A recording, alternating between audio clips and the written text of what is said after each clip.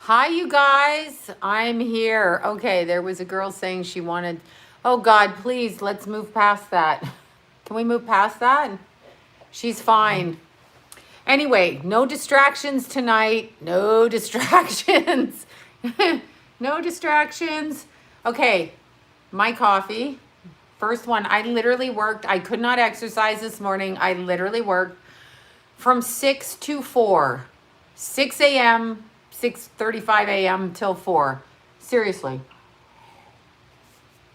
And then I had, oh God, don't send me a link. Please don't send me a link. Well, I mean, I won't read it because it's not that I won't read it. It's just that I won't get to it because I literally was working from like 6:30 till like 4 this afternoon. All fucking day long. Okay, so I'm going to try to be nice tonight. I can't look gorgeous. I just literally, I'm looking at my hair. I literally threw the makeup on as we were talking about Heidi Fleiss and her macaw birds, all 300 of them. So that's what I was talking about as I was doing my makeup. So I probably put a little bit too much pink on because I was thinking of the macaws in Heidi Fleiss's house. Long story. Did a show where we went into her house and there was a bunch of birds, macaws, all over the place flying around. So my friend just said she wanted to get a macaw, and that's what happened. So by the way, Deanna is on the site. You can book with Deanna, but I think it's only Tuesday and Thursday, and I think it's only 4 to 7 for now because she can't get overwhelmed either. So you can book with her on the site. It's a good thing. Okay. My throat has been crazy. More coffee just to keep me up late at night. Okay, England. My birthday is tomorrow. Excellent. Deanna Psychic, my Deanna Psychic friend. This is for you guys because I can't get to appointments quickly because I'm already booked up. I'm already booked up. So I can't do them. So Deanna's going to handle some overflow. And she is my best psychic friend. So that is how I'm laughing. I don't even know what are you drinking? Triple cappuccino, full of espresso and non-fat milk and agua. I always order my coffee with water because I'm trying to hydrate while doing this, okay? Like the same thing. Psychic Deanna's on there. You can book with her. She started taking people today. So she won't be until next Tuesday though, but still it's Tuesdays and Thursdays. For now. Got my Starbucks. I had to get it. I'm sorry. It's on the website. So Deanna's on the website, you guys. So if you go to booking and you click Tuesday or Thursday and you look from 4 to 7, you can book with Deanna there. So thank you for that. On my website. I know the washing machine broke today. I'm drinking a Jack Daniels. Well, you sound like one of my family members. I think that's what you're saying, Jack Daniels. Okay, does the Scorpio moon affect Scorpio sun signs in general? I would say so. Some of them get rather bitchy when you talk to them during a full moon if you offend them. That was just my personal experience yesterday. They can get bitchy, but yeah. No, I didn't do my nails. I did my nails myself, and then I got it on everything that I own. And of course, because I can't sit still. So these are just press-on ones for now. Because my nails are terrible, and I'm so pissed off because somebody just sent me this, and I'm so pissed off. I'm so pissed off, okay? So here is my pissed offness. Apparently, my favorite person, this was sent to me in an email. Who sent this? Okay, this was Carol. Carol. I'll also show you what Carol and Arlene and Estelle sent me. But I'm saving that one for a minute. This is like, I'm not showing you that one first. But look at this. This is California identifies nail salons as a source of crotch 19. Community spread. Governor Yahoo says. You see that shit? Where did he get that from? We don't have any cases here. Oh, where did he get that from? Community spread. So he needs to be, I don't know. Where's he getting his nails done, mother effer? The whole thing started in, this whole thing started in California, the first community spread in a nail salon. That's just a massive lie, okay? A massive Cocksucking lie. It's a cocksucking lie. I'm sorry. It's a total lie. Hi, you guys. I love the hearts. It's so much of a lie. I can't even explain it. Some health directors have put some red flags on these nail salons as high-risk businesses, as opposed to sex workers sucking dick for a living. The nail salons are the trouble. I don't think either one's the trouble personally, but the nail salon. Stop the nail salons. I'm sorry. I mean, what is he talking about? First of all, they all wear masks. They all clean the utensils between people, and they'll separate them 2 chairs apart. So there's another agenda going on there, because that is not true. Oh, yeah, maybe they're saying because a lot of Asian people work in nail salons, maybe he's punishing the Asian population. I have no idea, but could be.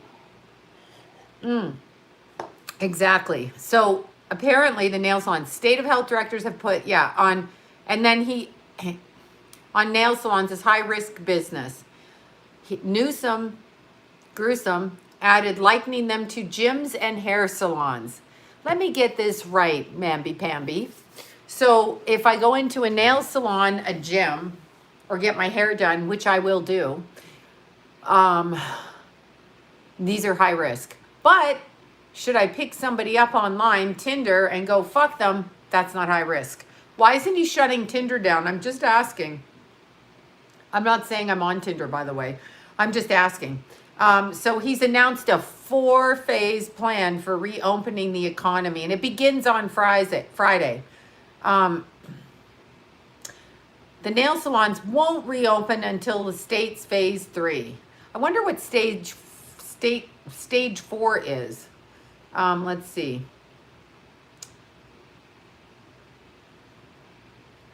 Bookstores and warehouses, low risk businesses. Okay. I wonder if the gynecologist is a high risk or a low risk. I'm just asking. Bikini waxing, high risk, low risk, what? Just curious. Okay. Yeah. Okay. Oh, concerts and sports. Thank you, Libra Lori. I haven't talked to my Libra Lori today. I'm so upset.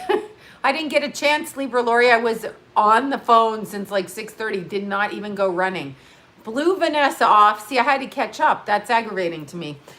Anyway, apparently, Crotch 19 has infected 60,600 people in Cali and killed, get ready for it, 2,400.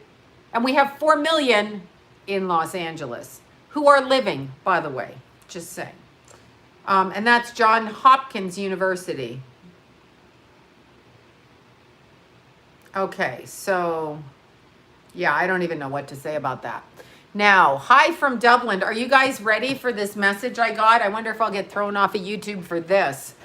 So I received this voice message from, I'm gonna say this. I don't know who made this, but I feel like a special girl. This is from my little group of buddies who have a really sick sense of humor, but look. Okay. This is my favorite guy, Mr. Wood. You know that I love Mr. Wood, right? I don't know why I love Mr. Wood, but I do. I know. Who is Mr. Wood? It's very Scorpio. Mr. Wood is very, very Scorpio.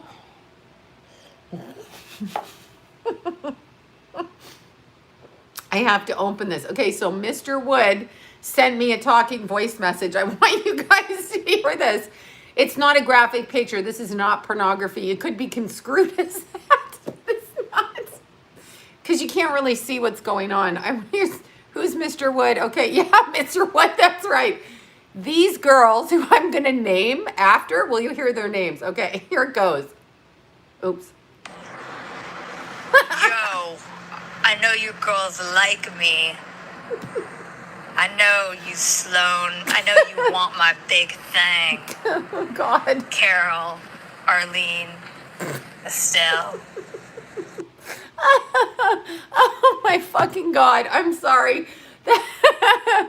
Oh, I know. I'm sorry. They keep sending me these texts.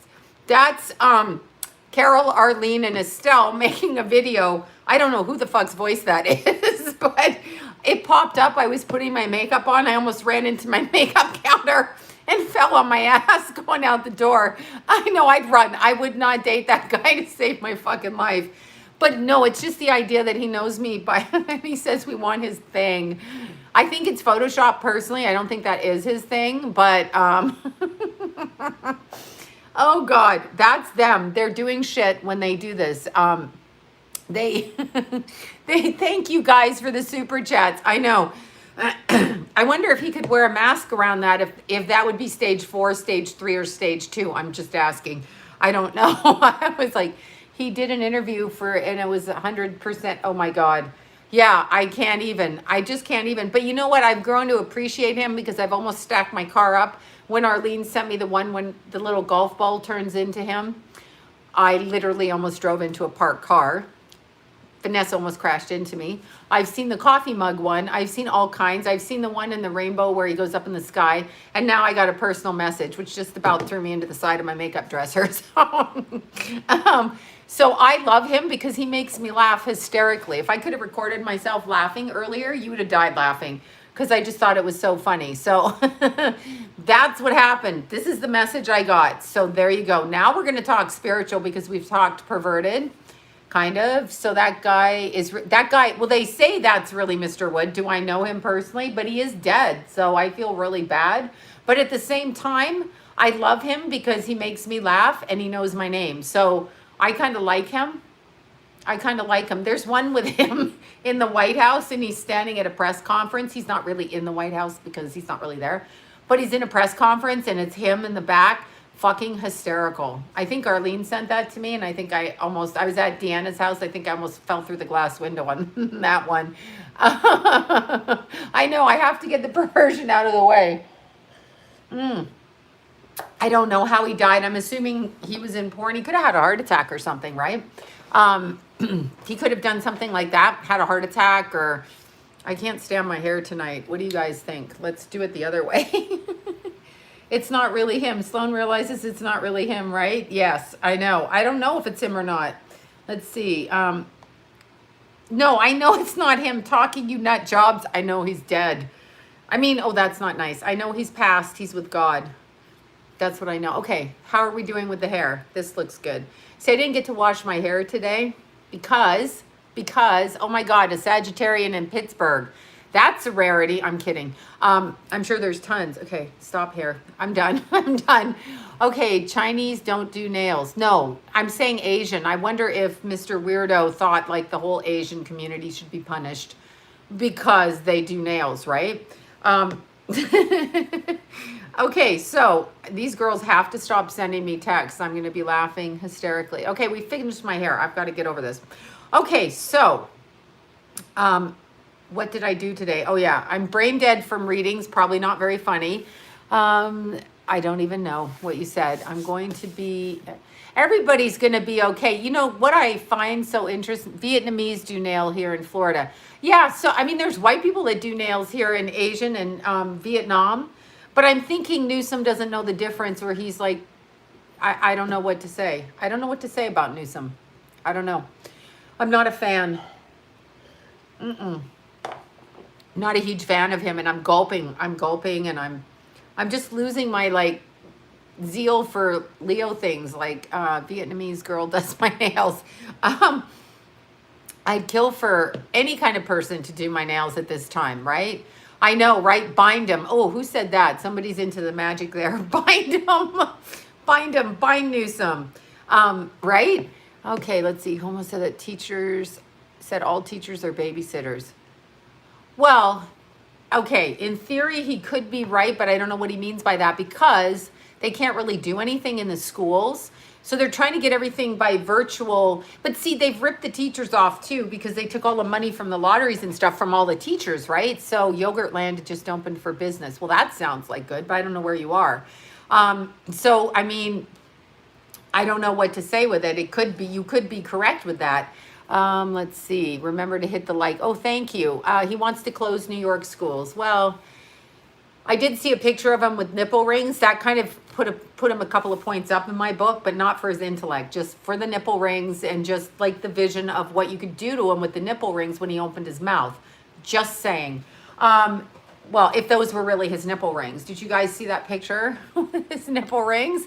How do I stop being so mad at people? I haven't figured that out in years, so I don't know. I have no idea.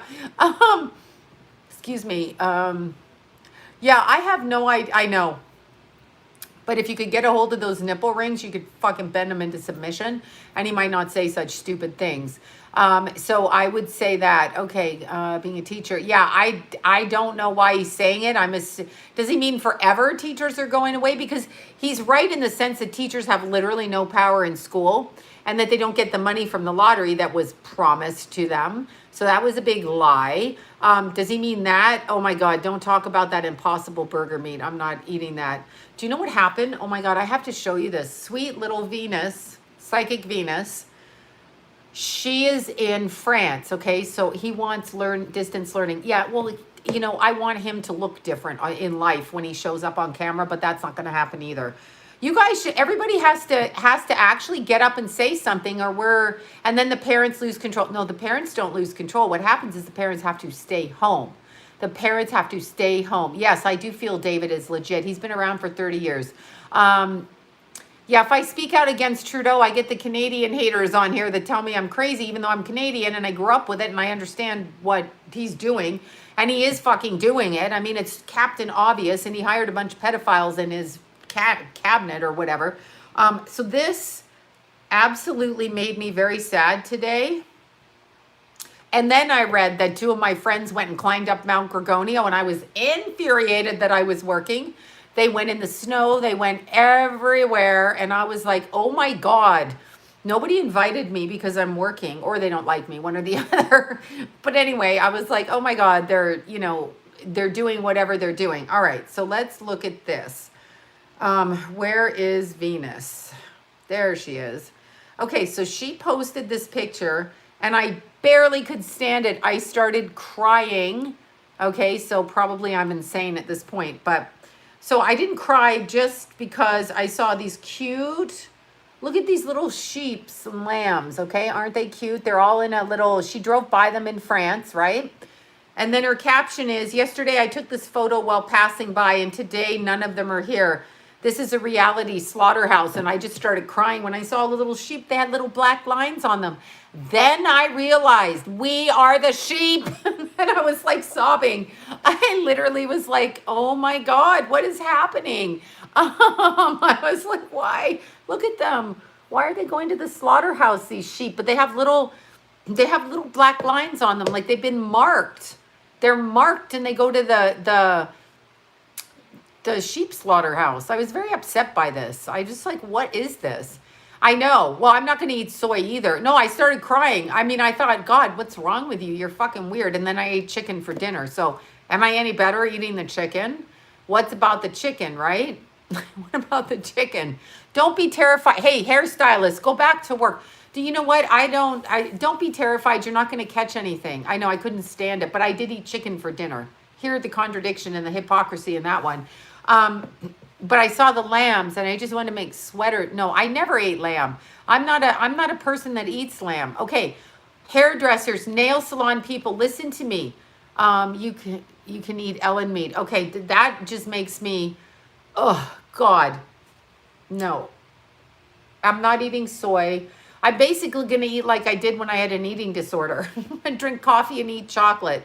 That's what I'm going to eat. That's basically it. That's it. Yeah, I don't know. You have to check the website. I can't go. I'm a chickentarian. I can't go on the website right now because I'm here and I have no idea, and I'm not really looking, and I haven't looked at it today because I was freaking working since 6:30 this morning. Okay, there, you're booked with Deanna. Does she call me or you? I think she calls you. I have to see. When are you booked? You better not be booked tonight, are you? Veronica, come back here. When did you book? Because I don't think she knows. Oh, it's 6:28. You're booked for next week, right? Now I have to go on. Veronica, come back. Where did you book? Veronica. Okay. If you booked right now, we'll have whatever. Got a pet. Okay, where'd you get a pedicure from? Do tell. Somebody who's a manicurist in Cali, tell me, please tell me, because I just cut half my toenail off. Actually, it kind of fell off from running, and now it's ugly. She said Tuesday. Okay, Tuesday. Okay, that's great. Yeah, no, she'll call you.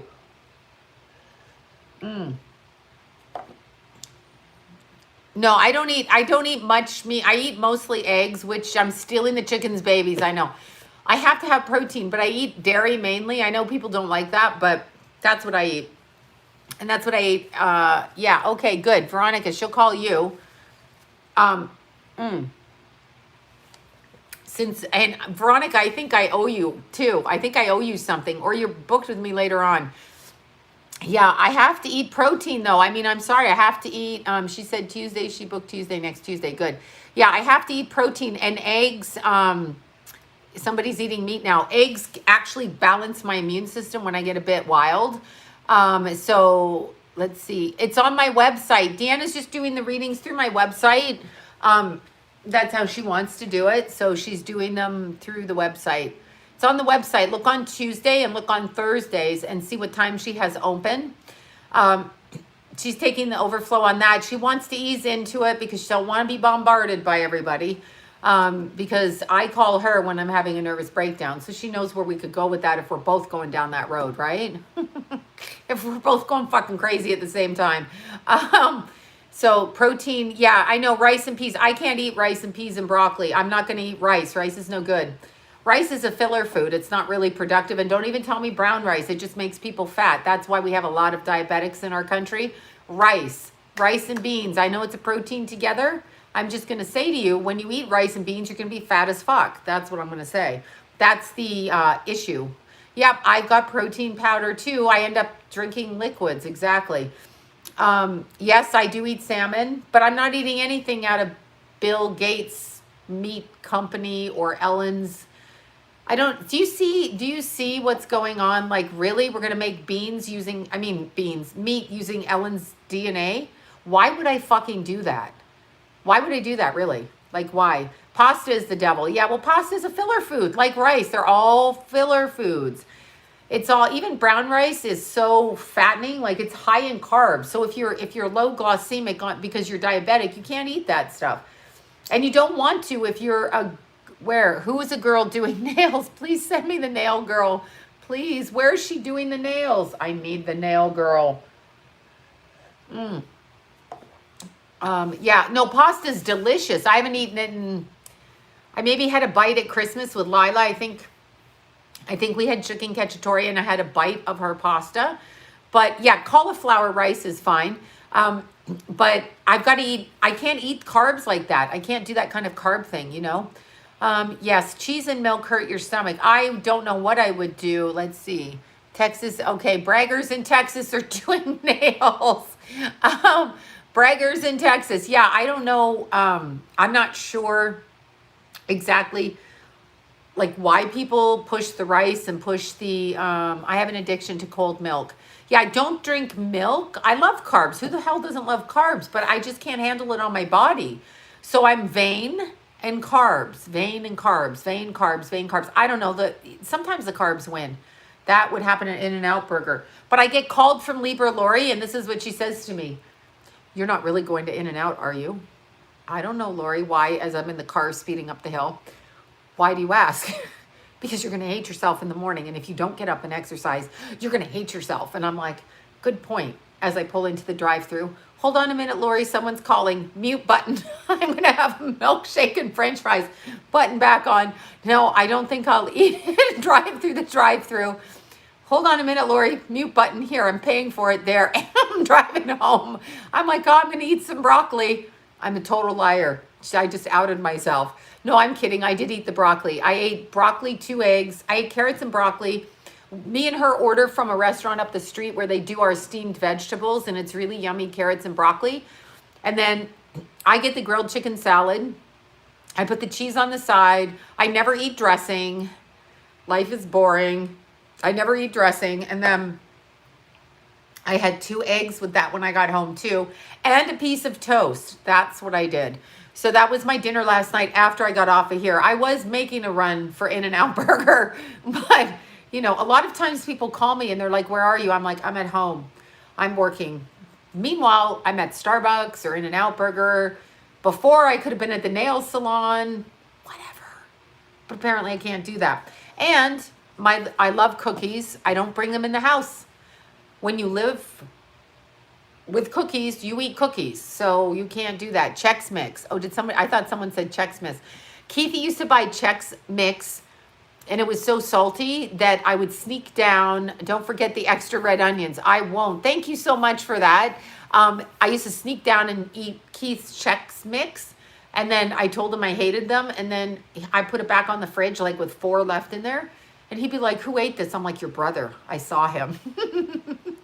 And then Jason used to grow up and used to go in the fridge and eat anything that we put in there. He would eat it in the middle of the night. Like he'd come home late, eat it. So when he started bringing his own food home, even if I didn't want to eat it, I would go in there and eat the chips out of the Mexican food that he brought home, the chips and the dip, because that's something you can eat. And then I would deny it. I'd say your father did it. That's what we do in our house. Yes, I know. Exactly. We switch. The Chex Mix is so good. Yeah, we do that all the time. Anytime I eat their Rice Krispie Squares, I'm probably a real sugar addict because, you know, every time I see something they have on the counter, they hide it from me. Keith has a stash in his room and it's hidden and I'm not allowed in there. But when they leave, I can pick a lock like nobody's business and I can get to any kind of candy. I can smell it. I can get there. I can do all of that. Okay. I can do all of that. Okay. So yeah, that's Chirpy. Chirpy, I eat his food and he comes home and he's like, who ate this? It's your dad. It was him. Meanwhile, I got salt and dip salsa on my face and I'm just like, it was him. He ate that shit. Yeah, but Keithy used to get mad. Actually, Keithy will share with me. You know, Keith will share with me. Chirpy gets mad. Oh God, coffee ice cream is the best, right? I know Baby Jack is very good. Baby Jack is, he's with Mommy Kenna as of this morning, I think. And I tried to call them to get them up here. Chirpy is my oldest son, Jason. I call him Chirpy because when he was little, he wouldn't shut the bleeping hell up. So he is Chirpy. However, if you call him that now, you're going to get a dirty look and a grunt. So he don't like that name. Keithy is Dewey or Dew because when he was born, his head was this big and his little body came out and he looked like a big dewdrop on a leaf. So I called him Dew. I still call him Dew and that is his name. That is his name. That's his little name, my Dewey. Because he had a big head. Looked like a dude. Yeah, Jason chirped like a bird. Jason was like, like this. Who knew what he was saying? I didn't know. I knew I was in for trouble, but I didn't really know what he was saying. But he just like was always, his little mouth was open. He was like this. Now you can't get 2 words out of him. Ooh, hot fudge. I'd throw hot fudge on anything. No, I haven't seen Natalie Wood documentary. Turkey coffee ice cream is the best. Well, now I'll be looking for a Turkish deli somewhere around here that's closed that I can't get to in time that I want to go eat. Okay, yeah, big agenda. Okay, yeah, I hope they get it. Okay, Karen Carpenter, I've been thinking about her, but I have to do Michael Clark Duncan actually because he got sideswiped out of this, okay? So Michael Clark Duncan got sideswiped by Selena, which was interesting because I know they do when they're teething and suckling and eating. I know, my babies. Michael Clark Duncan got totally pushed off for everybody. I mean, for, you know, everything. Okay, look, I don't even know if I have a picture of Carol here, but I just came up with a picture of Arlene. I'm going to out your ass, Arlene. I'm going to look for that picture with Carol, too. Okay, where is that picture? I got everybody on my, I got some people here. I'm like, who the hell are these people? Okay. Okay. There. Well, Barb's not in this circle of people and she might not like it, but there we are. Arlene, there's me and Arlene. And is that, wait, who's this down here? Oh, that's Cindy. Cindy's in here now too. So there's our, oh yeah, well, I'm showing pictures from Zach's birthday party now, Arlene. So now it's flashing shit. Hold on. Yeah, there's me and Arlene and Barb right there. Arlene is the instigator, and I think she, along with Estelle, sent me the perverted picture. So you two can yell at those girls. But now I got to find a picture of Estelle and Carol, which I have. Where do I have that picture, you guys? You're like, I don't know. It was our Christmas get-together. Yeah, they're very cute, my friends. They're all super cute. I hope they're my friends after outing them here. But they're super cute girls. Very super cute. And we had a Christmas dinner, but I don't know where that picture went. We did have a Christmas dinner, and then we were on lockdown. So that's not fun at all. I'm not happy about that. I got to have a picture. Okay. Well, here's the other ones, but this doesn't show. Carol, why are you not in my pictures? Okay, so there's some more of them. There's Christmas. There's me and Daniela and Barb and Randy. We miss Randy. Randy's over here on the end. Barb in the black shirt and jeans. Me and Daniela in the red dress. That was fun. Now, where's the other Christmas picture? I'm finding Carol here. I'm putting Carol's face on here if it kills me. She's a Scorpio rising, so she's hiding on the internet. And where's Estelle's picture, honestly?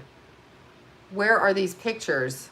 I love to show people because they're so freaking cute, these little girls. Okay, I'm finding that picture. I'm finding it. I know you can't wait for the dead celebrity readings, but you have to understand that Sloan works from 6:30 this morning till 4, and it's now 6, and I'll be talking for 2 hours. So when am I going to do the dead celebrity readings? Okay, being a bitch. I found it, Carol. You're being outed. Okay, so here we are. Carol's going to hate me for this because it was a weird picture, but there's Carol, Arlene, me, and there's the whole group down here. This, look at this. There, I look like a big, like, snappy turtle. Anyway, Carol's right there. Now, where's Estelle in this picture? Damn it. I don't think Estelle made it to that dinner because she got somewhere. She was in Indonesia. There you go. So now I got to go find a picture of Estelle. I didn't know R. Kelly. Yeah, R. Kelly is I don't like R. Kelly. Okay, where's Estelle's picture? Estelle! Well, we'll just pull up Estelle's Instagram and we'll show you Estelle again. Then you will have a picture of everybody. Oh, God, did I out Carol? She may look like somebody you work with, but I'm not going to tell you because I wasn't supposed to show her picture. But I have to show you, and she's probably not somebody you work with because she's a Scorpio rising, so she's hiding. That's what she's... Yeah, the guy from the Green Mile. So now I've got to show you Estelle. But I have to show you them. So now you know who Carol is. She's very important. She's a Leo. Estelle's a Leo. Arlene's a Cancer. Barb's a Scorpio. I have to check on Barb after that full moon. And Randy is a Libra. And Daniela is Aquarius. And Daniela's daughter is a Cancer. And I'm just hoping I get everybody's right. Lisa's a Virgo. Oh my God, I think Stacy's a Libra. Now I'm going to everybody that was at the dinner, but I can't remember. I think there were a couple of Aquariuses there too. You know the Aquariuses. Yeah, the Aquariuses, they can be very creative and very inventive. Arlene says she's a Cancer. I really believe she lied about her birthday and she's a Leo, quite frankly. This is what I believe. Okay, so look at this picture of Estelle. Talk about Miss Movie Star. Look at her. Isn't she beautiful? This is Estelle. Look at her makeup. There you go. Estelle has a fashion company and... Okay, seriously. Estelle has a fashion company and she runs Jaffer Cosmetics. So this is Estelle that owns Jaffer Cosmetics, and it's her company. And she has Mark and Estelle. I don't know what Mark's been doing lately. So anyway, I love Mark. He apparently now is doing very well in his psychic studies, so that is good. And there you go. And here's Estelle with one of her products. Look at that little Leo face, right? That's right. Look at how cute. She's so cute. I know. I think Estelle's the one that actually put the video together. I'm not sure who made it. Was it Arlene? Was it Estelle? Because Estelle does videos, or is it Arlene that puts weird ass hair on my head to see how I'd look? Exactly. So anyway, that is Estelle. And it's Estelle Day Official, and you can order your Jaffer Cosmetics through there so that you can look like Estelle one day, although you'll look different, okay? So that's my friend Estelle, and her mother's on here, Jana. Hi, Jana. And her dad was an astrologer. This is why I love them. Plus, they play with makeup and face masks, and God knows I need help. Um, so it's Estelle Day official. So that's it. And that's who she is. So just like look at her stuff on there. It's like lots of great makeup stuff for real. Lots of good stuff. She supports women's business. Okay. She puts like she helps women be successful because they all have their little, I know Estelle is a Leo. She's a total Leo. But so is Arlene, who's a Cancer. And Carol really is a Leo. So, and I'm a Leo. But we all get along. And Barb's a Scorpio. And Randy's a Libra. And Danielle is an Aquarius. So we all get along. It's weird to have such a good group of girls. That's how girls should be. I can never find her. Look, I'm telling you, it's right there on Instagram. I'm going to show you her page. I know she didn't block your ass because she doesn't know who you are. There it is. Estelle Day Official. See it? That's what it looks like. It has a little Estelle there. Her red lipstick is smashing. It's gorgeous. I just look like a prostitute when I wear it because I got to wear the light pink ones because it's like just a little bit too much for me. I look very, oh, and here's Estelle being cheeky. She's filming me. Oh, look, I have my blue nails on. I miss them so much. Now I'm going to cry. Why don't I have my blue nails? Yeah, so anyway, this is a good group of girls because they're all supportive of other women. All their businesses are so supportive because like if Barb hadn't introduced me to Arlene, I wouldn't have met Estelle or Daniela or any of them. And so that's from Barb and that's our Scorpio friend. And she did so great. Like just she introduced me into all her friends. I would have met Carol, any of them. And there's such a good group of girls. There's no jealousy. There's perversion at the right level.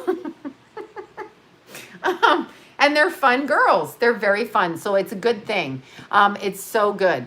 Like it's good. The best thing. Okay, so now what are we going to talk about? We went through that. We're going to talk about actually, who cares what we talk about, right? But okay, when her spirit ascended. Okay, I have no idea what you just said.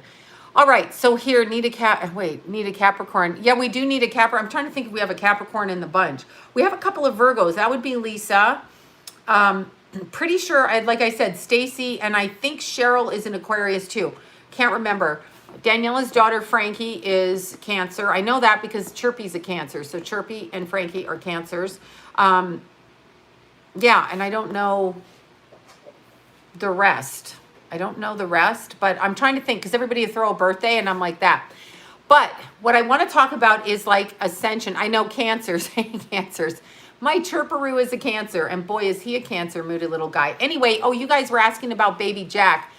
Baby Jack went over to Lila's with Mommy Kenna, and so he's with the pit bull and the other dogs and Zuli and the cats, and they all love it over there. So I think Baby Jack has a lot of fun over there because there's many chewing things. I know the almond oil is great at Jaffra's really stepped its game up. Like, I mean, recently they're really competitive and everything is so nice. Like nothing bothers my skin because you know how itchy I get from makeup. So I'm actually wearing like Estelle's stuff on my eyes. My eyeliner I wear, but I use the base. I use the palette she gave me and I use the gold and the browns. And then, but I threw pink over it tonight because I did. Anyway, Cancers are moody. But anyway, Baby Jack, who's an Aquarius, is over with Lila and Kenna. And so that is good because Baby Jack at our house doesn't have much to chew on except everything, but not as many puppies to be around, doggies. So there's like doggy heaven for him over there. And he's just so cute. He cries a little bit and, yeah, order it, use it. You'll love it. It's the best. It's so good. Can you do a skincare video? Do I look like I can do a skincare video? I barely washed my face today. So yeah, I barely washed my face. Yeah, had some whatever. But okay, so what I would say, I want to talk about ascension because seriously, I want to do this. And now I have to pull my bra up. Lovely Libras. Yes. Well, I have a lot of Libra friends too. I love the Leos. I've got Scorpio friends. All of my friends that are into beauty have some Scorpio in their chart. Strong Scorpio, like my hairdresser friends, my nail friends. And then there's my Pisces friends too. I have Pisces friends. I have friends in every group. I'm not discriminant with the friends. I have Gemini friends, Taurus friends, Sagittarius friends. I have all kinds of things. So I don't discriminate. If I like you, I like you. I'll just make up your sign if it's a sign that's offensive. I have tons of Aries girlfriends. Oh my God. All I have is, I know, I'm so angry about not being able to do my nails. Oh, somebody asked about that. Okay, how to get rid of anger. I don't know because I'm still a very angry person at the moment. Okay, so here's what we want to do. I love Sages. Trolls are real people too. That's fucking hilarious. No, she's a real person. Trolls are real people too. Trolls are real people too.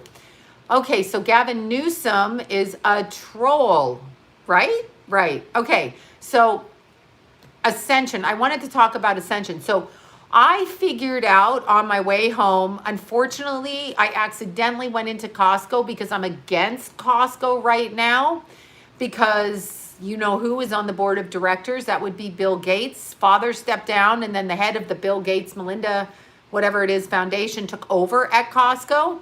So I was hesitant. However, there was like a need for me to buy grapes in bulk. That's all I'm saying. I'm trying not to eat candy and I'm trying to hand grapes out, put them in the freezer and eat them like sugar. So I needed a bunch of grapes to put in my freezer, lemons, salad, oh, and toilet paper. So I got it, okay? So I got it. Yeah, so here's what I figured out on my way home from Costco as I saw the pictures of, now, I don't know who this fucker is, but somebody from Chino is calling. I'm not fucking answering it. You, if you own this, don't call me while I'm on here. So they call, I'm not answering, see this? I don't answer this. I just look at your number and I don't, yes, the mask is mandatory at Costco. However, I wear it around my neck when I'm in the store. So do a lot of people. I'm not answering you, 909 in Chino, because that's ridiculous. I know they do it. People, if you call me when I get off of this or before this or at any time, I'm not answering because I put this phone down and I go on my personal phone and I talk to Libra Lori last night, Psychic Deanna, and a bunch of other people, right? So I talk to the people I haven't had a chance to talk to during the day, so that's what I do. That's what I do on my other phone with my secret phone number. You will never get my secret phone number. Now I'm just being obnoxious. I will never get it. I know grapes are totally full of sugar. That's why I freeze them. Yeah, I know Costco. Wait, BJ's. What is BJ's? Oh, a food store. Anyway, I was on the way home and then I saw Venus's pictures of the lambs and the sheep and I started crying. I was like, oh my God, I can't stand this. So I really can't look at my messages. I love frozen grapes. They're like sugar, right? My eyeball is twitching. Mine usually does too. I'm blessed to have long-term girlfriends. Yeah, I love my girlfriends. Actually, it wasn't until I got to be an adult that I met these really cool women that don't have an ounce of jealousy with them and are supportive of other women. They've always supported me as people and they support other women in businesses. I wasn't familiar with that growing up. I had a bunch of bitch asses friends, except for my friend Anne is out there. My friend Anne, who I've known since babyhood. I love Anne. She wasn't a bitch. She was always extremely supportive and kind, but there were very few kind women because when you have a bitch for a mother, no offense, but when you have a mother that treats you in a certain way, you're going to attract that with your girlfriend. So once you ditch that energy and heal it, you're not going to attract it anymore. But, you know, yeah, no, these women are strong, confident women. And that includes Cindy over there on the East Coast in lockdown. She's another one. I mean, they're all really strong, lovely, supportive women. My mission growing up the way that I grew up, anyway, growing up that way is I actually literally said as a kid that when I meet a woman, whether she's way more accomplished than me, older, younger than me, because when I was younger, they were older, and when I'm older, they're younger. When they wear booty shorts and no clothes in the house, I'm going to support them because they are women. So I will always support a woman, and I will never do what society wants women to do, which is to compete for men as if men are the prize. No offense, men. Men have certain things that are prizes and are like fun, but I'm not going to compete with a woman for a man because if the man is not it has to be reciprocal. So they've geared women, okay? I know these are glue on, stick on, and this is the wrong size, but I was like, oh shit, I'm sticking it on.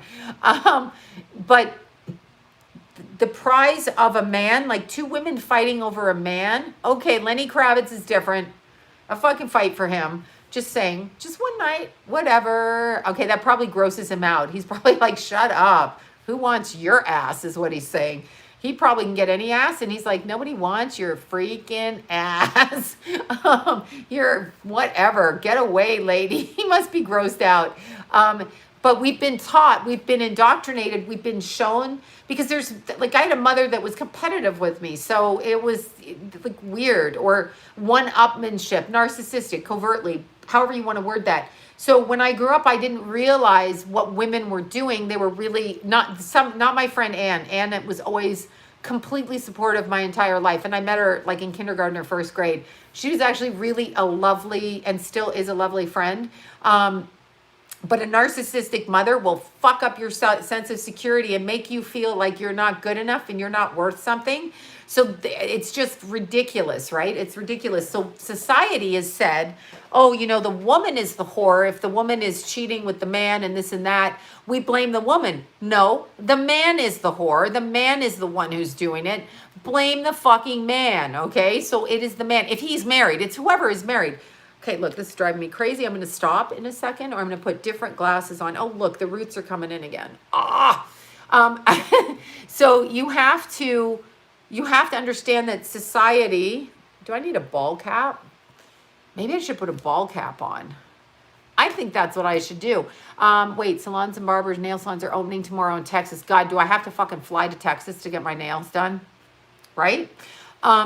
Anyway, whoever the married person is, they're the ones to blame in your marriage, is the married person. Not, thank you guys for that, not the person your married person is having the affair with, because the married person is the one with the ring on their finger. So they know the commitment that they made, right? However, people tend to blame the woman. Oh, and the two women got to fight. I got to be better than, or I got to be this. It's ridiculous. How about you are who you are and they are who they are, right? Whatever. Or two men fighting for a woman. What is that? What is all of that shit? Stop doing that. Either somebody likes you or they don't like you, right? They like you or they don't like you. My hair is going to drive me crazy. I'm getting a ball cap. This is what I'm doing. I am putting on a ball cap tonight, and we shall deal with that.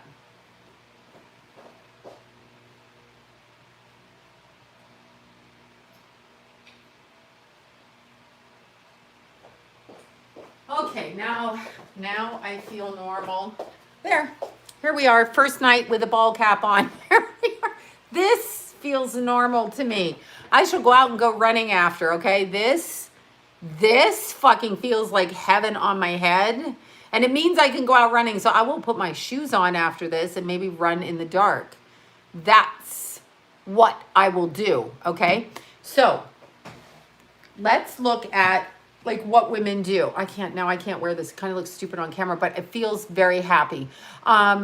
Okay, so women will fight other women and men will fight other men, and people will say, well, the person who's the woman slut is the one that came in and broke up the marriage. No one broke your dumbass marriage up. Your partner decided to step out. And so I wish people would understand that, right? Your hair is beautiful. Don't hide it. I have to. It's crooked.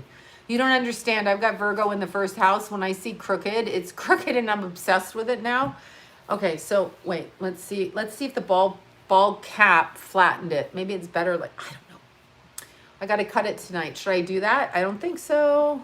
What do you think? I wore my cap and then I came in and I came out and no one cares. It's a Leo thing. Anyway, okay, we'll go back to this. We'll just deal with this. There. I put the poofy down. Kind of drives me insane. See, when you use the thinning shears on the back of your head, it starts to stick up like this. Okay, so the energy of people or ascension basically is to get out of the idea of what society tells us to do. So society, no, I'm not cutting it, but I feel like shaping it around. Society, I have to cover it. I have to cover it all the time. I live in a ball cap now when I'm out in town with no makeup on, pulled down over my face and sunglasses. This is how I'm spending the rest of my life around here. Because then people don't look at you, they don't notice you, and it's good. If I make eye contact, I pick up on their energy. So I don't necessarily need to fucking pick up eye contact with some of these people. Just saying. But anyway, on the way home, after I saw the baby lambs and realized, thanks to Venus's feed, that they went to the slaughter, I was like, I started crying. I'm like, oh, fucking lambs are gonna die. I was so upset in my head, and I literally started crying. So then I had to put my sunglasses on because I had to go into a store, and I was like, I have red eyes now because I'm sobbing from the baby lambs that fucking weird people want to eat lamb chops, whatever, with mint jelly. What is that? Ugh. My mom used to try to make me eat that shit. Oh, it has mint jelly, as if that's going to make eating a lamb better. Who decided lamb goes with mint jelly? What is that? Oh yeah, British. Anyway, yeah, and steak and kidney pie. Anybody try to force that shit down your throat? Yeah, I'm like making faces. Poor lambs, steak and kidney pie. What the fuck is all that? I know sheeps are, well, they're not very friendly because everybody's trying to fucking kill them, eat them, take their fur. They feel used. No lamb, no veal. No, I've never eaten veal. I don't even understand. I hate lamb eaters, baby eaters. Okay, all of them. Like, go vegan. Lambs and babies. I like lamb. Don't judge me. I won't judge you, but if you eat it with mint jelly, I can't talk to you. I don't understand the mint with the lamb. Why is that a thing? None of my business. But yeah, my mom used to cook steak and kidney pie, you know. Have you ever eaten that? Disgusting. Disgusting. Like, you put it in a pie and you think you're going to get cherries and some whipped cream, and out comes steak and like, the fuck is that? Ugh. Yeah, as a kid, I couldn't eat with these people. This is probably the reason for my eating disorder.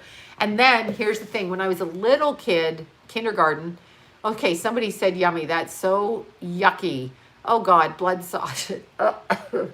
Squirrel brain sandwiches. What? No way. Okay, whoever said that is just out of their motherfucking mind.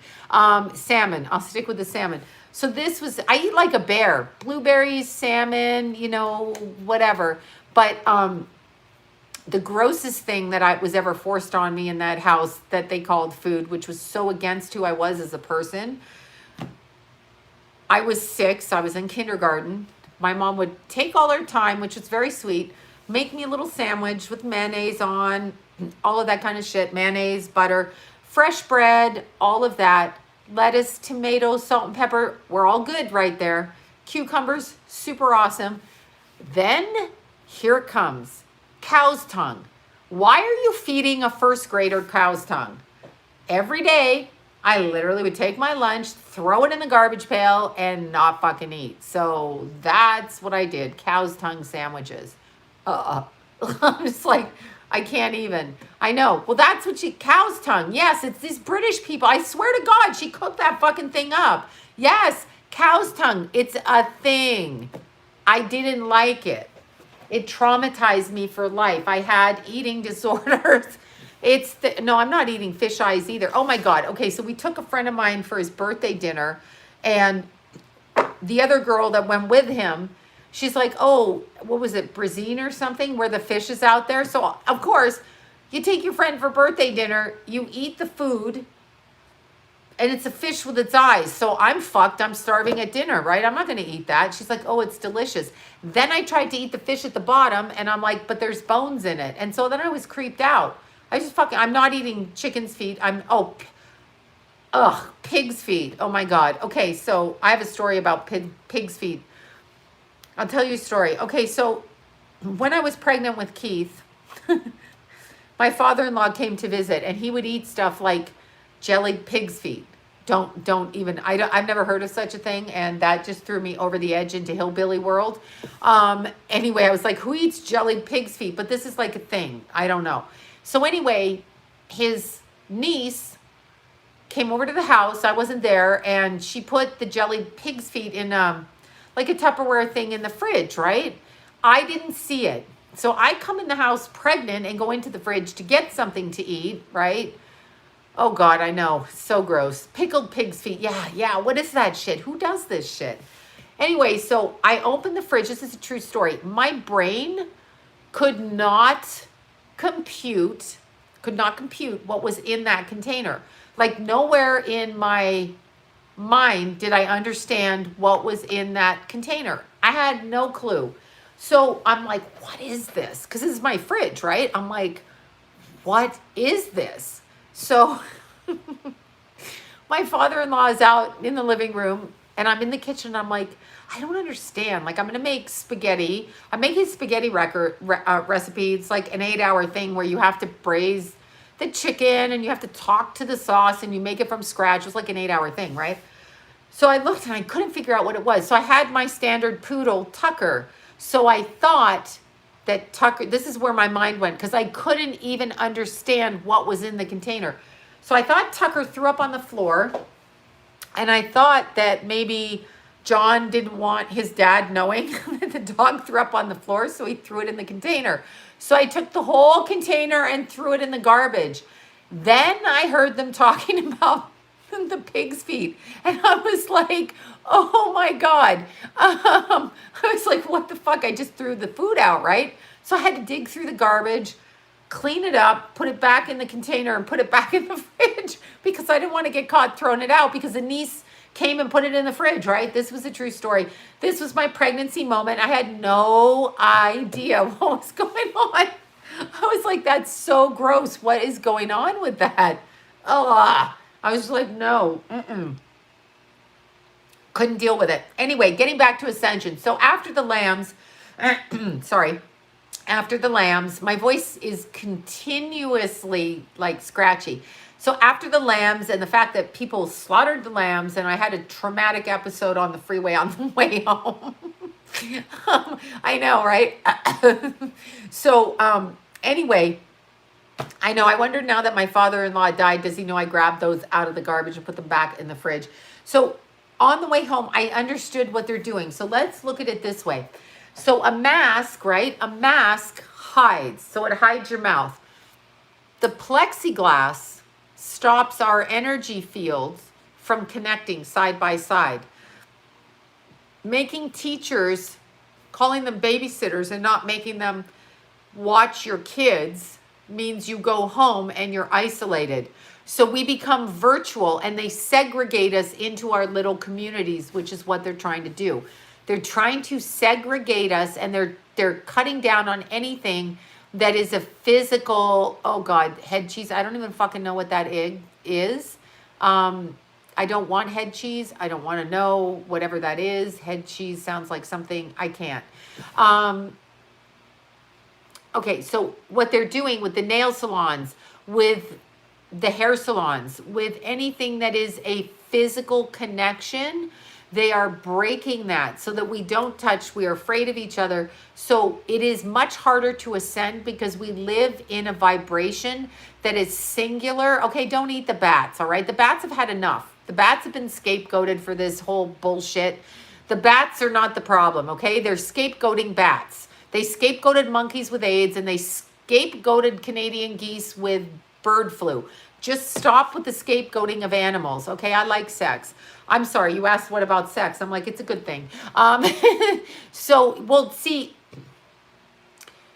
do you not notice on the news how they talk about people with their spouses and their spouses, you know, are in that room and they're in that room? That's bullshit, okay? I haven't done any social distancing. I'm not joking you. I haven't done social distancing. I'm hugging my friends. Now, sometimes I traumatize my friends.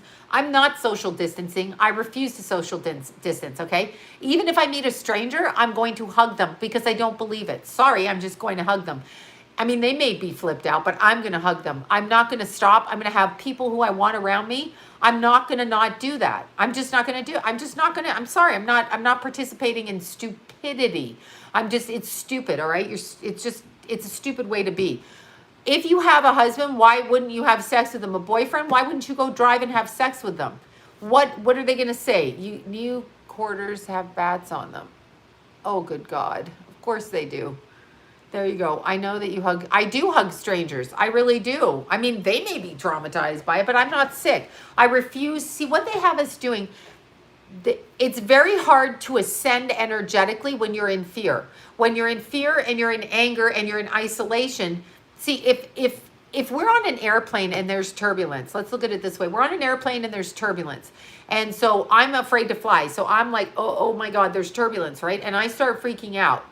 So if I feel the freaking out on the airplane and the turbulence, then the lady across the aisle comes over and she grabs my hand. Now, I don't know her, but she says to me, you know what? It's going to be okay. Because when I was younger, I was freaked out to fly. Not really young, but in my 20s, I had panic attacks from that. So let's say she grabs my hand and she says, honey, it's okay. This is just turbulence. And she starts talking to me. So my energy field gets in her energy field. And then I'm able to be calm because she is healing me by helping me, by just grabbing my hand, by hugging me, by patting me on the back of the head, whatever it is she does to calm me down, because she doesn't know me, so it's not like she can throw Valium in my mouth while I'm having a panic attack.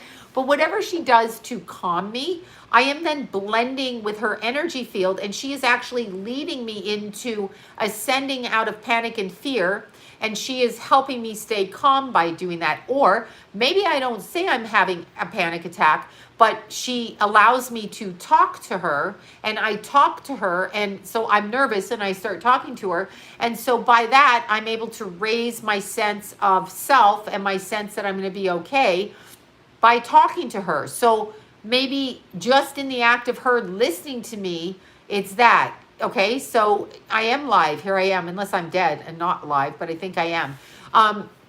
So I am able to connect with her because I'm not afraid, because she's not afraid, okay? Sometimes it's a look between people, a pat, a knowing, a laugh, a sitting beside somebody and getting in on a conversation like this and talking to them. Like at my nail salon, I so love that. Like when I go in to see Van and all the girls that do, you know, Van and two, those are my nail girls. Beautiful salon, Tulip Nails in Burbank, y'all. If you're in Burbank, it's Tulip Nails. I don't know if she'll be able to open up, but anyway, she has her kids. I love her kid, William. She has birds in the back. She has wonderful girls there that know how to do runner's feet, meaning they don't. Sometimes manicurists want to like carve the edges of your nails, and I'm like, I'm a runner, just cut them straight. Don't do that because I'll have an ingrown toe, and then it's going to be a huge problem. So Kim does my toes, and it's beautiful. Van does my nails. It's Tulip Nails, really. Anyway, Van does it, but what I love is when Two's people come in, okay, and then Van's people come in, even if I'm waiting in the chair, we're all up in our business. Like, they're there, I'm there. It's so good. Like, I pull a chair up and I'll sit there, you know, Johnny used to say to me, where the hell did you go? Why is it a 4-hour nail day? And I'm like, because I'm sitting there talking to everybody. I saw this one, I saw that one. So nice. We've got people that are, oh, Obsidian arrived. Did you order it from me? Is it the big ball that I sent? I hope so. Anyway, so the girls are there. They have school teachers there. They have people that adopted kids. They have people that are in all walks. Somebody was working for Elon Musk when we were getting our toes done on the last day before they closed the salon down. It's such an integral ritual. And I use the word ritual in my life because, you know, I can talk to Van like I can talk to somebody. I'm dead serious when I say this. I can text her and talk to her, all right? And actually, she'll ask me, are you okay? And she's been through huge points in my life with me that have, when my life has changed. And she's absolutely amazing. So to say that she's a risk, she's not a risk. She runs her business beautifully. She's an independent woman that came out of a lot of shit. She hires at least 10 other people. She has a hairdresser in the back. She has a waxer. She hires all of these women to help them, and the women make us feel pretty. She goes out of her way. Like if I do something stupid, which I will do after I've done my nails, and I break a nail, she'll put me in there all the time, okay? So I could call her, text her at 10 o'clock at night, and she will fit me in no matter how fucking stupid I am with my nails, and that's what I mean. My point is, the interaction with these women, even if I don't know them and I'm talking to them, for a few minutes a day, you get right into their life and they tell you about their stuff, their kids, their life, their this, their that, and you're able to help each other, and it's in close proximity. We're all talking and chatting in the chairs. And it's the same at the hairdresser. You get to know the other hairdressers, the waxing girls, the people over there. So it is a energetic communal thing, and it's something that it is a nail community. I'm not joking you when I say that. Van brings her birds out, and her birds sit there. I should show you her birds. She has these little love birds, and they're absolutely darling. Her birds are always chirping in the back, and she brings her birds out, and they come out, and they sit on the bird. Like, okay, so let's see. Here's some of the birds. Okay, so there's Van's chest with the bird. She's holding two of the little birds. She's fabulous. Oh, look at this one. Look at how cute. Her birds have babies. She talks about them, and they're so, so cute. They come and they sit and they talk to you. They chirp. They know you. Look at this little bird. Seriously. They're very sweet. She loves the birds. She's a Pisces, which is interesting. She's pulling on her Virgo side, the opposition with the bird thing. Virgo, look at the babies.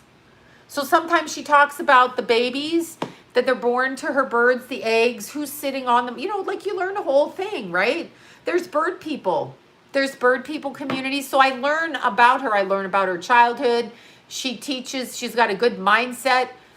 This is absolutely, absolutely important to who I am as a person, because I actually literally know I can call her and text her something, and it's important. But sitting together is important. I'm not afraid of anybody in the nail salon, and neither is she. But they wear masks is also the point, because they got a lot of dust going on, right?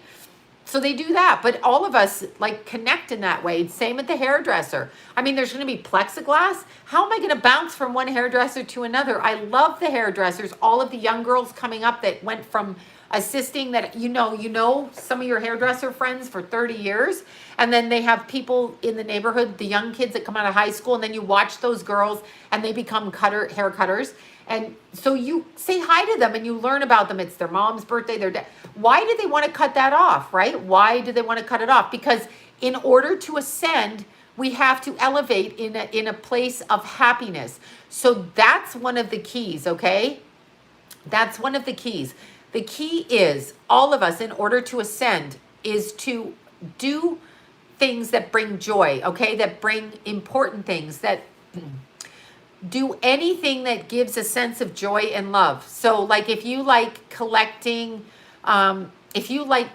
birds, then collect birds. Yeah, no, they're doing it on purpose.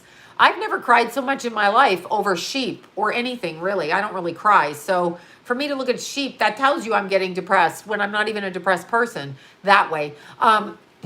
So they're cutting off the energetic cord ties, which means we don't combine. Because, okay, so let's say you're in a group of people, and the group of people is placid. They have no intensity, no emotion. Everybody is placid. Let's say one person stands up. If you attach to that energy in close proximity, you too will energetically strengthen that connection. So they are breaking the connection between us, and they're doing it on purpose, really. That's what they're doing. So it's a problem, and they're doing it, and I think people have to fight it. Now, on the positive side of things, the woman in Texas that opened the hair salon that they put into jail. So let me, I love cats, and I love doggies.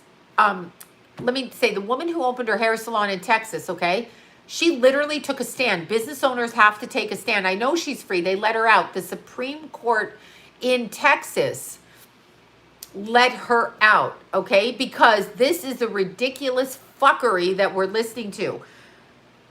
We're going to let the prisoners out of jail because we don't want them to get the crotch 19, right? We don't want them to get that. But this hairdresser, do you see the fuckery in that? That is obnoxious. That hairdresser, she opens it because why should she apologize? She has to make a living. She's not doing anything evil. She's probably being respectful of you clients sit over there, you clients sit over there. They put her in jail where they risk her health for no fucking reason. And they say she's the bad person. What the hell? What the actual fuck is that? What planet? And they're doing it intentionally. Yeah, it is. It's spiritual murder. But you know what? They're not going to win because they won't win. And I'll tell you, I mean, in my lifetime, they might win. I'm probably not going to have, in my age, anybody who's my age, we're probably not going to have the life that where we're going to be able to do the things that we were able to do before. I don't feel that that's going to change. So I don't feel like that's going to be a part that, you know, is going to change. But by raising your vibration and doing things with that you enjoy and happiness opens your energy. Okay, so opens your energy up. If you can do those kinds of things, you can actually elevate yourself out of it. And so I literally walk around all day going, I'm not going to be controlled, I'm not a hostage, and I'm going to continue. So yes, be happy. Exactly. Salons are fabulous. I'm not going, I walk around like I'm not going to be controlled in my head, and I'm not listening to you. I'm not going to be controlled, and I'm not listening to you. And I literally look at them like you don't exist. Now, here's the thing I'm going to start doing. Yes, there is an ascension, but they're trying to hold us down because if we elevate ourselves, okay, so how can I word this to you?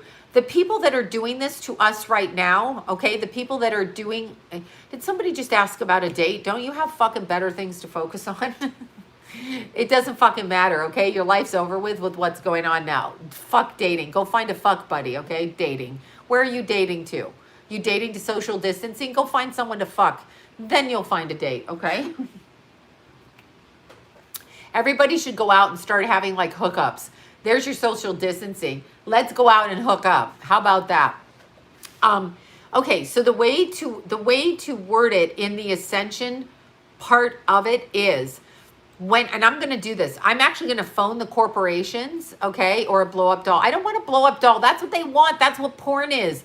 Porn is about disconnection. If you're on looking at porn all the time, which I'm not against, but I mean, it can be a bad habit. You can get quite addicted to it. It depends. It depends what you're looking for on the websites. Anyway, porn is a disconnect. Porn is a disconnect. You're not looking at someone. You're not touching their face. You're not holding, you're not having conversations. You're not giggling. You're not doing those things. It's a disconnect. So you get used to disconnecting. Okay? It's a disconnect. I'm not saying like porn isn't fun to watch, but I'm saying on a whole, it's a disconnect. Okay. That's right. Exactly. Exactly. But porn is a disconnect. So there's truly a disconnect. You can't, like, it's always fun to have the chatter in bed and the conversation, you know, the talking, the hand holding, even if there isn't that, the pushing the person away, because they bug you with shit they do under the sheets with their smelly ass body, but whatever. There's stuff like that that goes on, but nobody's going to get diseases. But what I want to do actually is I literally cannot find an answer to whether it's mandated into law, whether we have to wear masks in these stores. And if we don't, and we go into the grocery store, is there a fine for that? Or are the businesses personally owned? And do they set, I guess if it's a personal business, you can set your rules, like no shirt, no shoes, no service, right? But I'm almost considering that if you're going to have the people go in there, I want to know, the reason for that, because Fauci stated, not that I'm quoting Fauci stated literally that you don't have to wear a mask. So if you're missing your boyfriend, go find your boyfriend, for God's sakes. Are you kidding? I go visit people all the time. I'm not staying out of anybody's fucking house, period. I'm not staying out of their house, okay?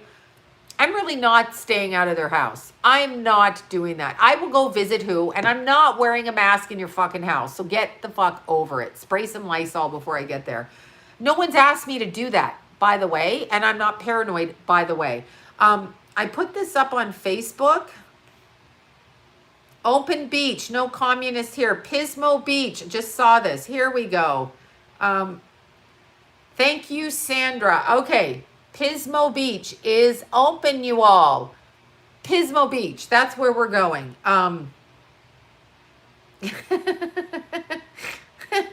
And from Eddie, just in. This just in. Everybody is entitled to their opinion. You wouldn't know it in Fascistville where we live. Nazi Fascistville. Okay, where is this? Oh, and here's my friend Jackie, and here's her man. And they sailed out in their boat in Vancouver in Canada. They're there. That's Alvin. Anyway, Jackie's not in this picture, but where's my Jackie? Um, that's Aunt Betty's son-in-law. So they had me on their boat last year.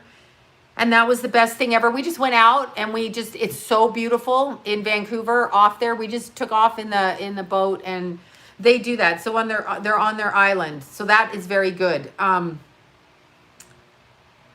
Oh God, see, the Texas mom who just got released from jail, opening up last week. People are wanting to support her and her staff. See, business owners have to stand up, but nobody wants to take a risk and go out there and say, I'm going to fucking open my salon. I'm not putting plexiglass.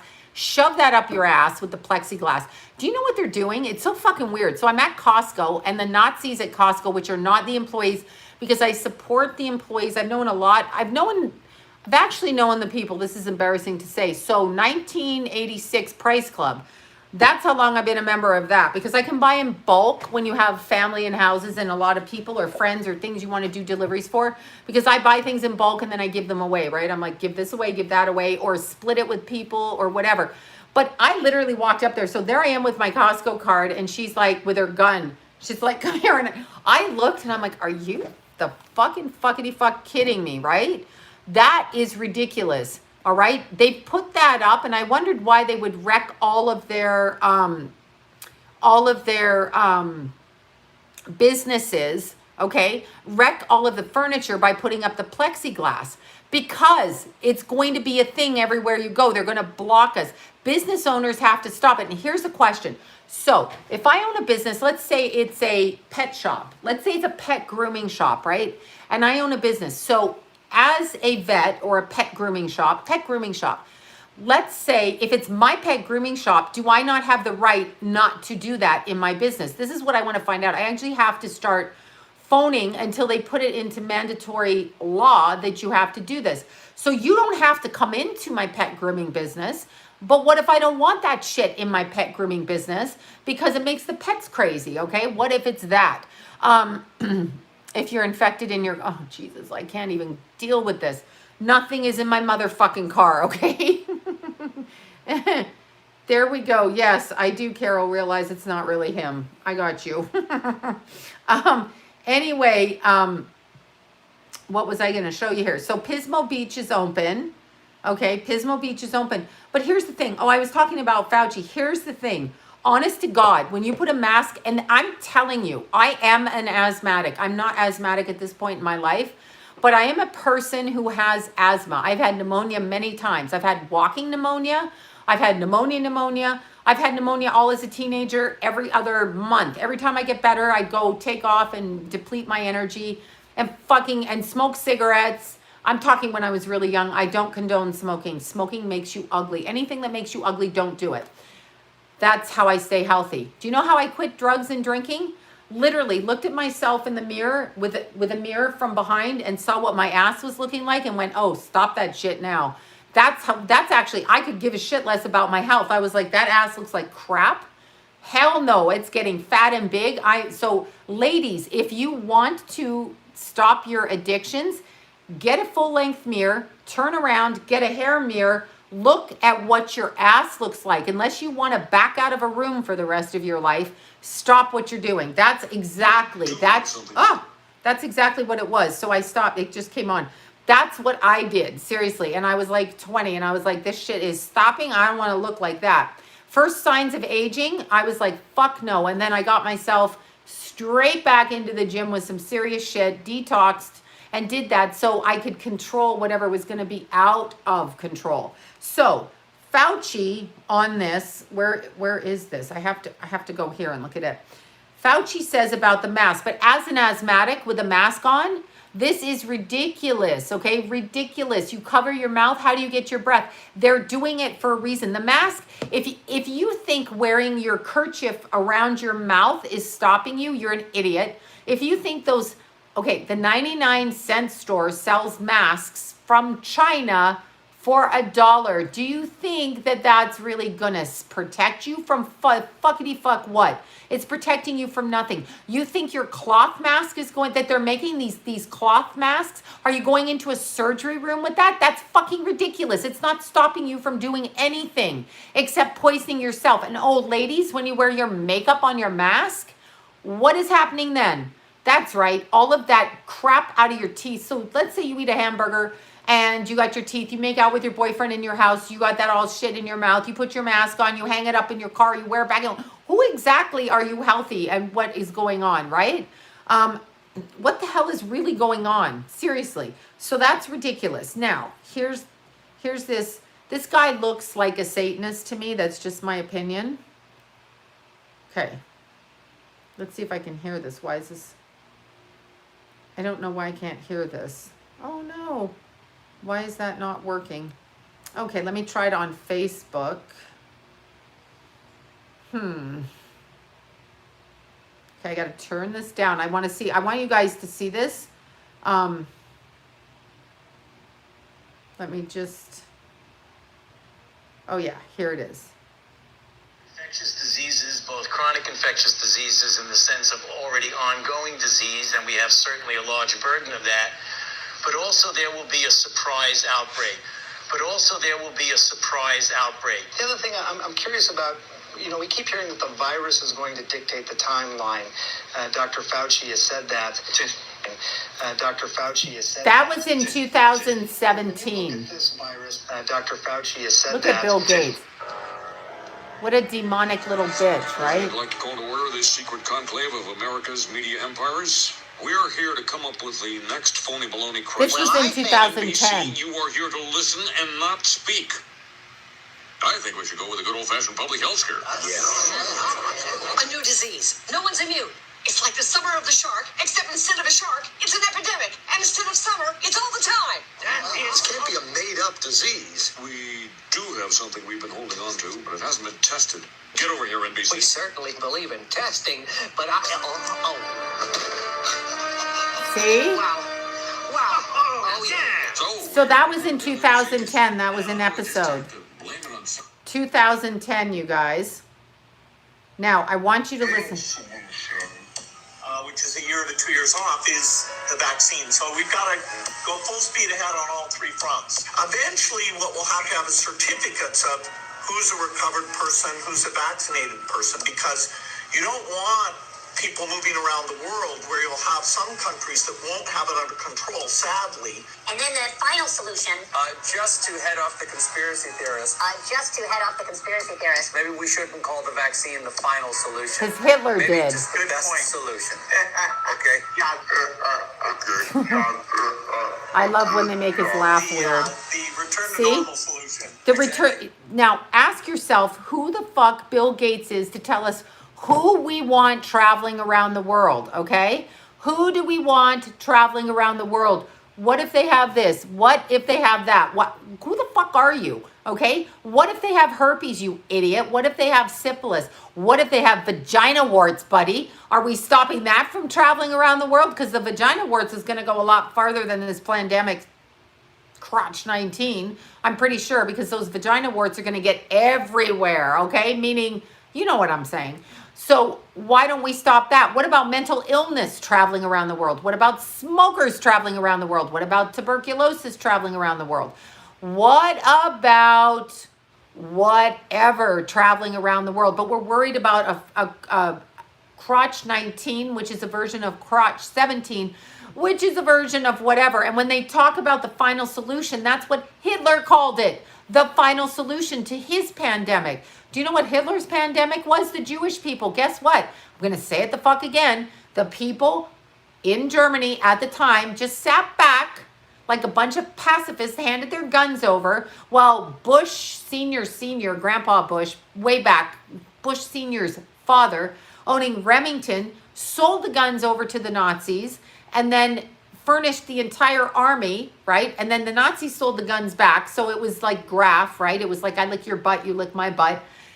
The German people lost their guns. The only people with the guns were the ones that were the SS officers, and then the virus, which was known as the German people, and tattletale on your relatives, your neighbors, your kids, your uncles, your cousins, the store owners, and we'll just put this virus of people into a bath. Oh yeah, that's a gas chamber. Let's turn on the water, I mean gas, and there they went. Why does nobody remember that? That's not even my generation, okay? It's not even my generation, and I know that this happened. Prescott Bush, there you go, bingo. Not even my generation. And at the end of that war, they took all the fluoride, which was a neurotoxin, and they said to the Americans, hey, let's sell it back to your people and we can enforce fluoride on their freaking teeth. They do this constantly. Why are they doing this? No, karma's not going to get them because we have to do it. This is where y'all make a mistake. Karma will not get them. That's what I was saying about ascension. You just reminded me. Thank you for that.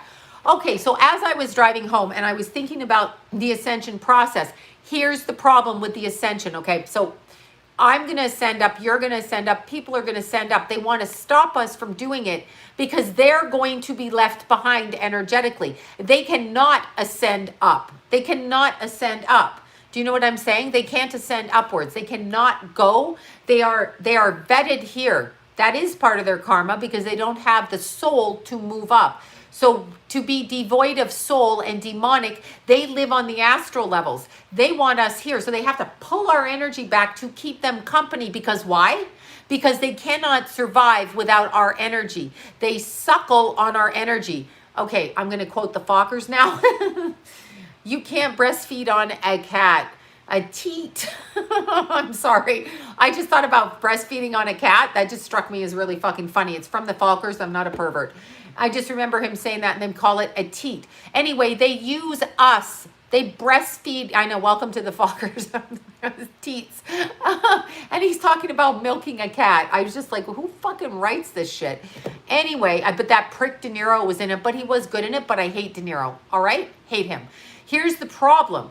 They are sucking off of us as human beings because we are creative. True human beings, little Fockers. It's hilarious. True human beings are creative and energetic and visionary and special and sensitive. We are all of these things, okay? We have the ability to ascend and to elevate on a soul level. They don't because they've given away their soul. That's why they're pulling us backwards. How do you pull someone backwards? You distract them from their purpose. What is our purpose? Our purpose is to ascend on a soul level. Our purpose is to elevate. Choose to be happy in this time, no matter what. Choose to do anything that makes you happy. If you have to rob a liquor store, do it. I'm kidding. Would they know if you were wearing the mask? Like, what if you come in with a fucking mask, right? And you're like, hey, stick them up. What are they going to say? You have a virus? No, I have a gun. Oh, okay. You don't have the virus. Awesome. Here's all the money. We have to stand up. The woman in Texas, let's be like the woman in Texas. The woman in Texas stood up. All business owners have to stand up. They have to risk it getting yelled at. Why are we so afraid to be called names and yelled at? I mean, I know it's hurtful. I don't like the names I get called when I get called them. However, we must stand up. So I have to literally have to, what is the word? Phone the corporations and ask them if they've mandated this in or why this is doing it. And we have to fight it at a ground level. Somebody has to open up and say, I'm going to open up and I'll do 6 feet apart, but I'm not doing plexiglass. Like, that needs to fucking stop. Stop that shit. Plexiglass. Go fuck yourselves. And then pointing a laser gun. Get that fucking shit out of my face. Take that shit. Type it in. Take that shit away from me. And it's not the people's fault being employed, but here's the thing. Unless we stand up, it's going to continue. And if you are owner of a gym or a small gym, I have several people I know that I work with that are that. If you own a small gym, take your mask off when you're outside. Do not respect that law. Period. You are outside. Stop that shit. Somebody's going to have a heart attack with a fucking mask on outside. That is ridiculous. Nobody on my trail is wearing a mask anymore. Nobody, okay? It starts with states like Cali and New York. Oh, well, because they're the big, pussy ass states, bunch of pussies in this state. Who the fuck voted that guy in? Like, what kind of, I can't. I just can't. Do you know he gets his hair done? Do you know he gets his nails done? Why is that bitch getting his hair and nails done while I can't? Who does he think he is? I don't know anything about Elon Musk. I barely know that he has that stupid fucking car. He looks like a clown. I don't know what to say. His wife has a name like Grimm from the Grimm fairy tales. If you don't see how that's a setup, and I don't even know what the baby's name is, and I can tell you it's a fucking agendized setup, okay? Or he's completely mentally ill, and the woman, that's not her birth name. I don't care what Grimm, whatever. Grimm slime the glass, exactly. Whatever, I don't know what that is, but that just needs to stop. What about Lori Beetlejuice? I don't even know what that means. I don't know we have to stand up. We have to stand up. My son, my chirperoo, went to the beach yesterday on his bike, okay? He went to the beach on his motorbike, only probably because he could speed all the way there. I told you this. And they told him he can't go on the beach. Do you own the beach there? No, you don't. The beach is God's land. Do you notice this? I'm going to tell you something. I'm going to tell you something in LA. So I have a friend. I'm not going to tell you who my friend is or where they live, but they have this beautiful compound. I've called it the Porsche compound. Because that's what he does. So he's made his business, his house, etc. Do you know that there is a fine? So you have your property, right? So you have your garden, you grow your own food, you do all of that, right? You put a bin out there. So how often does it rain in Los Angeles? Like for a week in the winter? You put it out there, okay? You put it out there, you collect water in the bucket. Do you know in California that's illegal? Because apparently they fucking own the water that comes from the sky that's God's. Who are these people? They don't own the water. And I heard that Newsom was going to shut off the water for people in Los Angeles if they open their business. Here's the thing contractually. I'm sorry, Governor. Do you fucking sign the contract and pay my water bill, or is my contract with LAPD? So why is LAPD bowing down to some third party wanting to shut my water off? Why is that? Why isn't that being dealt with? What is that about? I know it's going to be a civil war. I know that. I know it. It will happen, and it needs to happen, actually. We kicked the British out. Same thing needs to happen.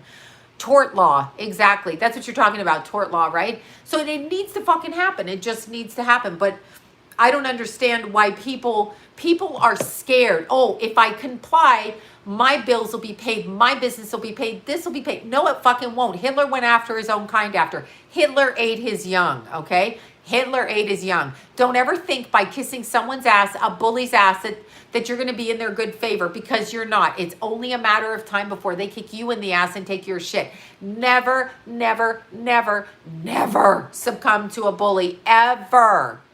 Ever. Wait, who's anti-gun? Well, you can be anti-gun. I'm not. He killed his own family. Yes, he gave his girl a cyanide pill or whatever. And she was pregnant at the time. I did channel her once and had a headache for fucking 3 weeks. What was her name? Eva Braun. She was pregnant. She was pregnant at the time. Okay, so yeah, exactly that.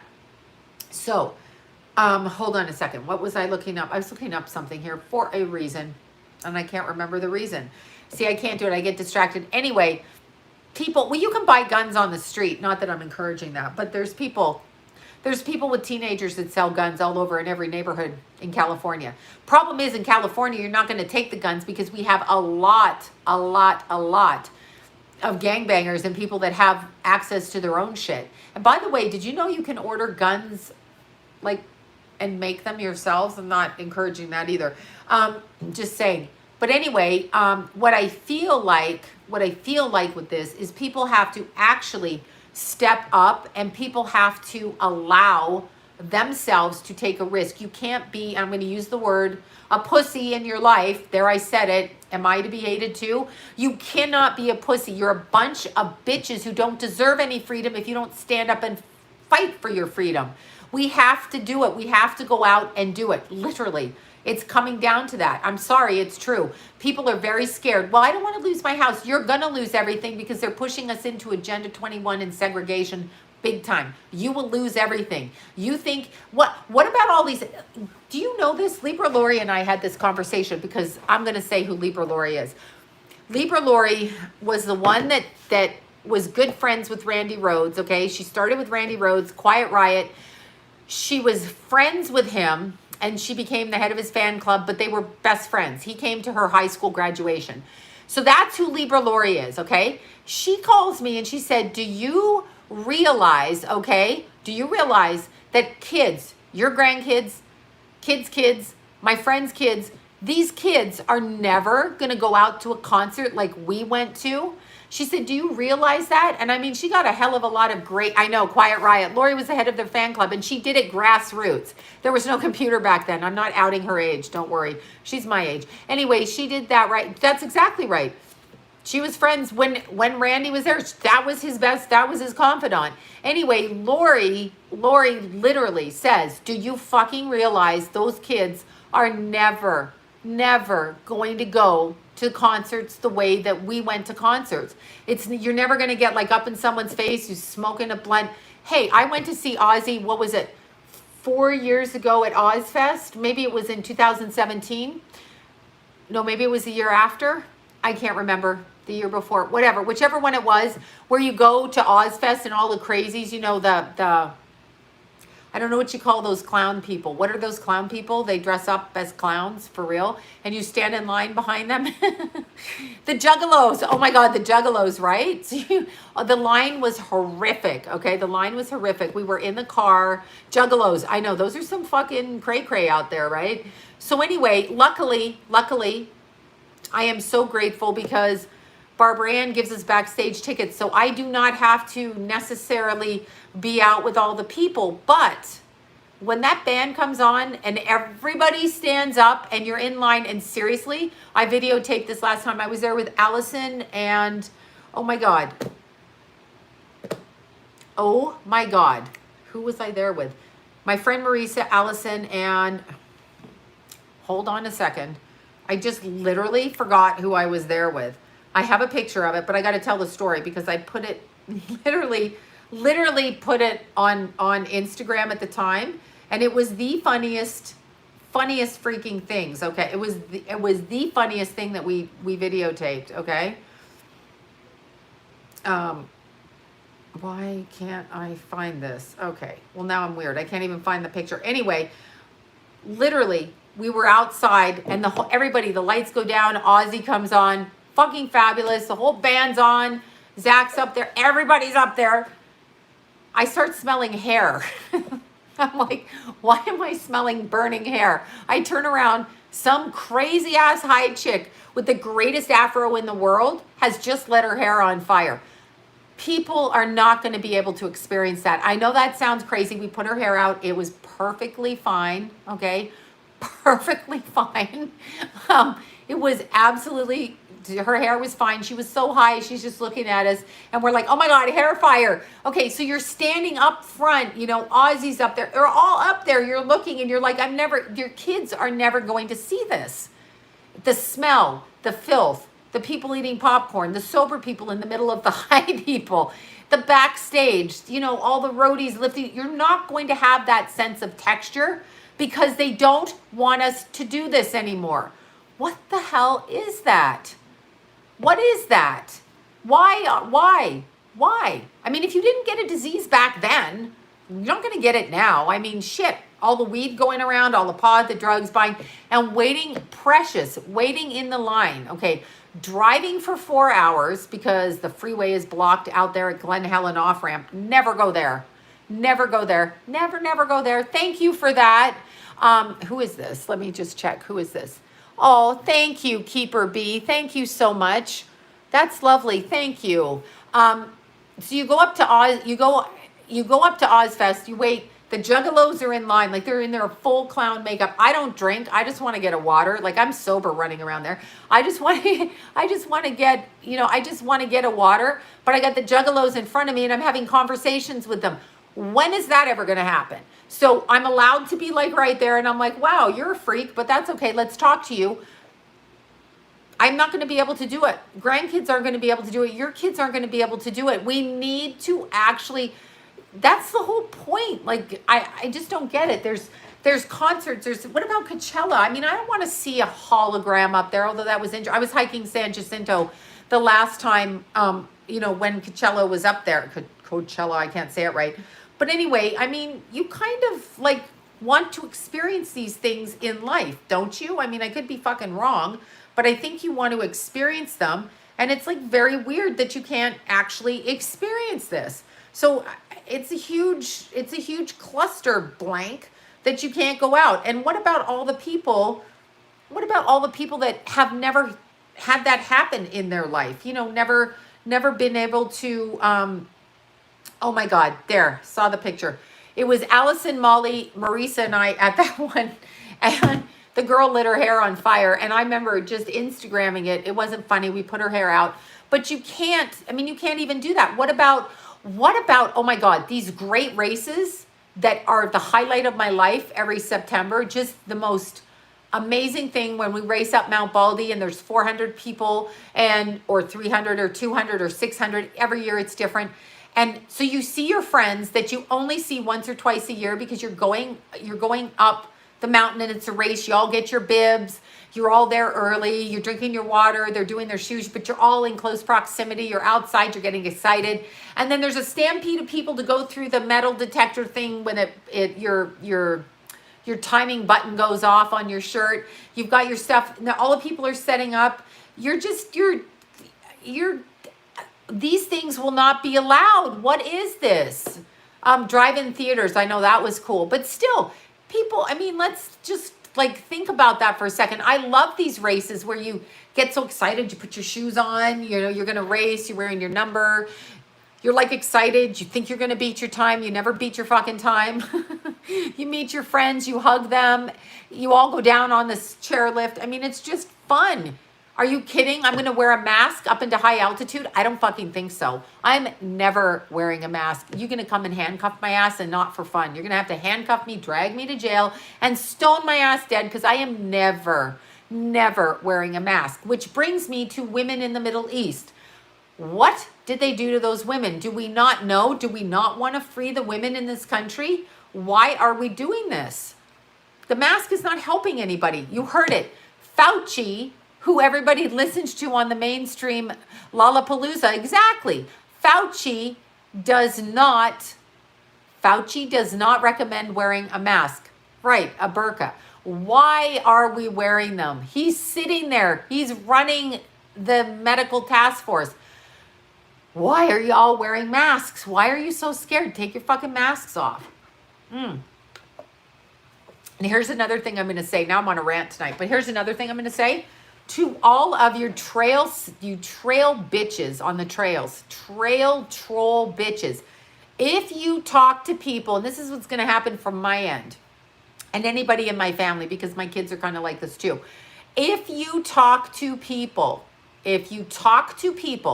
and they're out on a trail outside in the fresh fucking air, and you tell them they're selfish, or they're going to kill somebody, or they're going to whatever, you are the selfish, see you next Tuesday is what you are. You are a disgusting human being because you are A, stupid, B, a coward, C, a hypocrite, and D, fuck you if that's the next letter in the alphabet. That's A, B, C, D. That's what you are. You are a horrible human being. It is no business of yours, because if you have a mask on, don't worry about other people. Your fucking mask is supposed to protect you, you coward, sissy ass bitch. So don't do that. And then you deserve a punch in the face for that. You actually deserve to have your mask pulled down and punched in the face for being so stupid. Although I'm not going to touch you because it's a hands-free society. Remember, 6 feet apart. But my point is, what the hell is that? You're wearing a mask. What is your problem? You have your mask on. You tell me how it's so protective, your precious mask. If it's that fucking protective, you keep your mask on. I'm not wearing it because I'm not sick. It is reverse world. So understand, when they get you, what does a narcissist do? Let's go back to narcissists. What does a narcissist do in your home? in your home, when you're married to a narcissist, when you're raised by a narcissist, they gaslight you. They make you think you're something you're not. We have people running around who are not sick. You are not sick. You are not sick. That's right.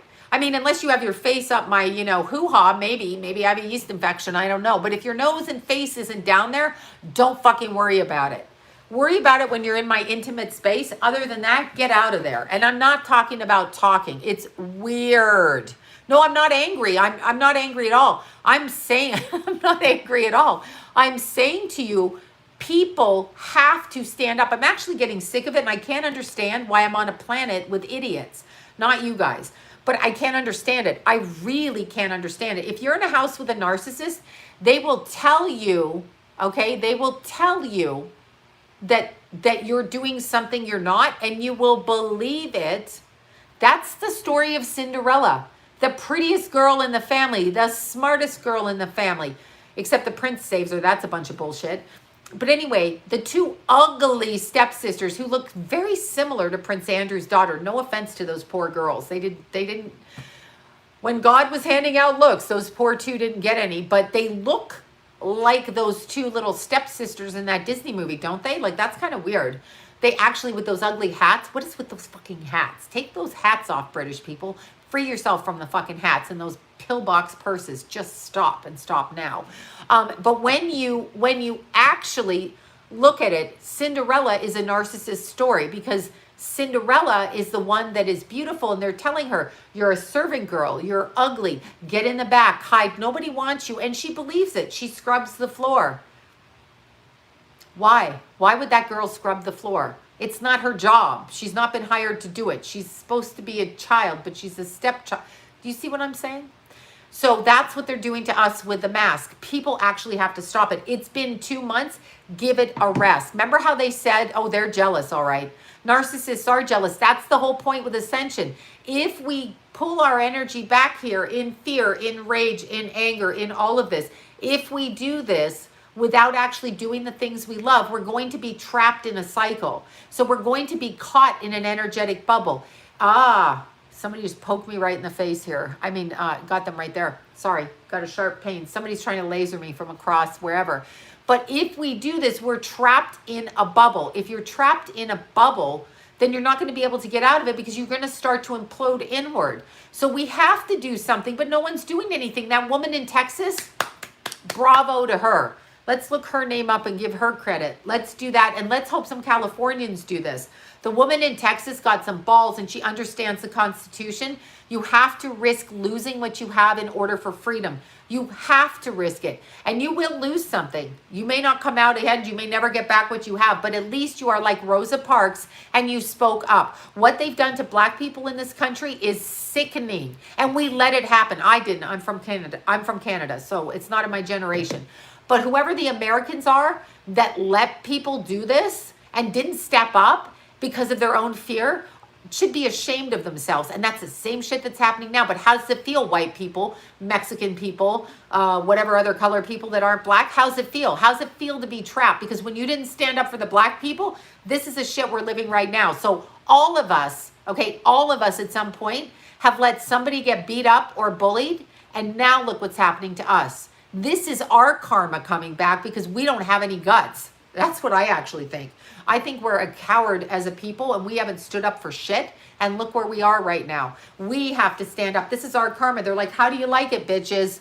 This is it. It's our karma. It's not their karma. They're not getting their karma. We're being fucked with. They're not going to get their karma. We didn't stand up for people throughout our whole lifetimes. Maybe some of us did, but others didn't. But as a collective, we tend to just go in our houses. Look at Nazi Germany. Look at Tiananmen Square. Look at Africa. Look at Nigeria. Look at the place where they kidnapped all those baby girls out of Africa. 200 of them, the schoolgirls. We didn't fucking do shit. Look at kids starving in Haiti, being raped, Ethiopia. Do we do anything in this country? No, Bill Gates and his philanthropy does something. He takes the children is what he does, or vaccinates them, and all of the above. We don't fucking do anything. So this is our karma. We're being captured. We are cowards. We are bad people for not defending them. Not one person in this country, there's a few, but it's usually for their own motivations. But as a whole, we don't stand up for anybody. We're good. We're in America. We got our nails, we got our hair, we got our makeup. We're making money. Oh, don't rock our boat. These people are dying. Babies are dying in other countries. We don't defend it. Kids are still getting raped in Haiti. We don't defend it. We don't go up there and say, whoa, stop. We have enough money in this country, all of us, to feed the entire world. All of us. We do nothing, and we blame it on the governments, and we blame it, and in Canada I'm speaking about too, all of the first world countries, we blame it on the governments not letting them. Why aren't our governments going in there, removing these people and saying, you know what, your kids are going to be fed, and doing that? Why aren't we doing it? Well, now we're going to find out. As we lose our meat consumption, as we lose our freedoms, as our grandchildren are caged and captured sheep, like the sheep on the side of the hill with the black line through them, which is very Hitler-esque, by the way, while we are marked and stopped from going out. And if you think that this isn't going to happen again, you're out of your fucking mind. Halloween, and it's going to get worse, and we're never going to stop it. And then some people are going to wake up and go, oh my God, yeah, it's not a virus. It's something else. You think? And that, I'm not saying people are not dying from whatever they say they're dying from, but I believe that we're all going to be dying from something anyway. So that's what I'm going to say. I'm looking up the Texas woman. Now I just went on a rant. So Texas hairdresser. Let's look up her name. Let's look up her name and let's say it. She's a cutie pie, this one. She's her salon owner, Shelley Luther. Martin Luther King, interesting last name. Released from jail after Texas governor changes coronavirus orders. Good. See, she took a risk. She spent a night in jail. Let's see. Here, well, that's her, Texas. Let's look. Let's see.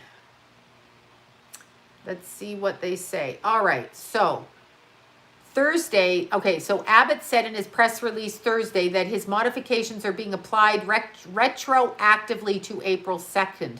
So when she got arrested, she can't be arrested because he put his orders retroactive. He said the modified order supersedes local orders and if correctly applied, should free Shelley Luther. Throwing Texans in jail who have had their businesses shut down through no fault of their own is nonsensical, and I will not allow it to happen. Oh my God, this Judge Abbott should be commended right now. Let's all start making his name up there. Judge Abbott, no matter what he's done in the past, he's actually correct, and he took a stand because you know they're going to try to fire his ass, right? Or blame him for raping somebody. That's going to be the next ploy. He raped somebody's donkey in the backyard.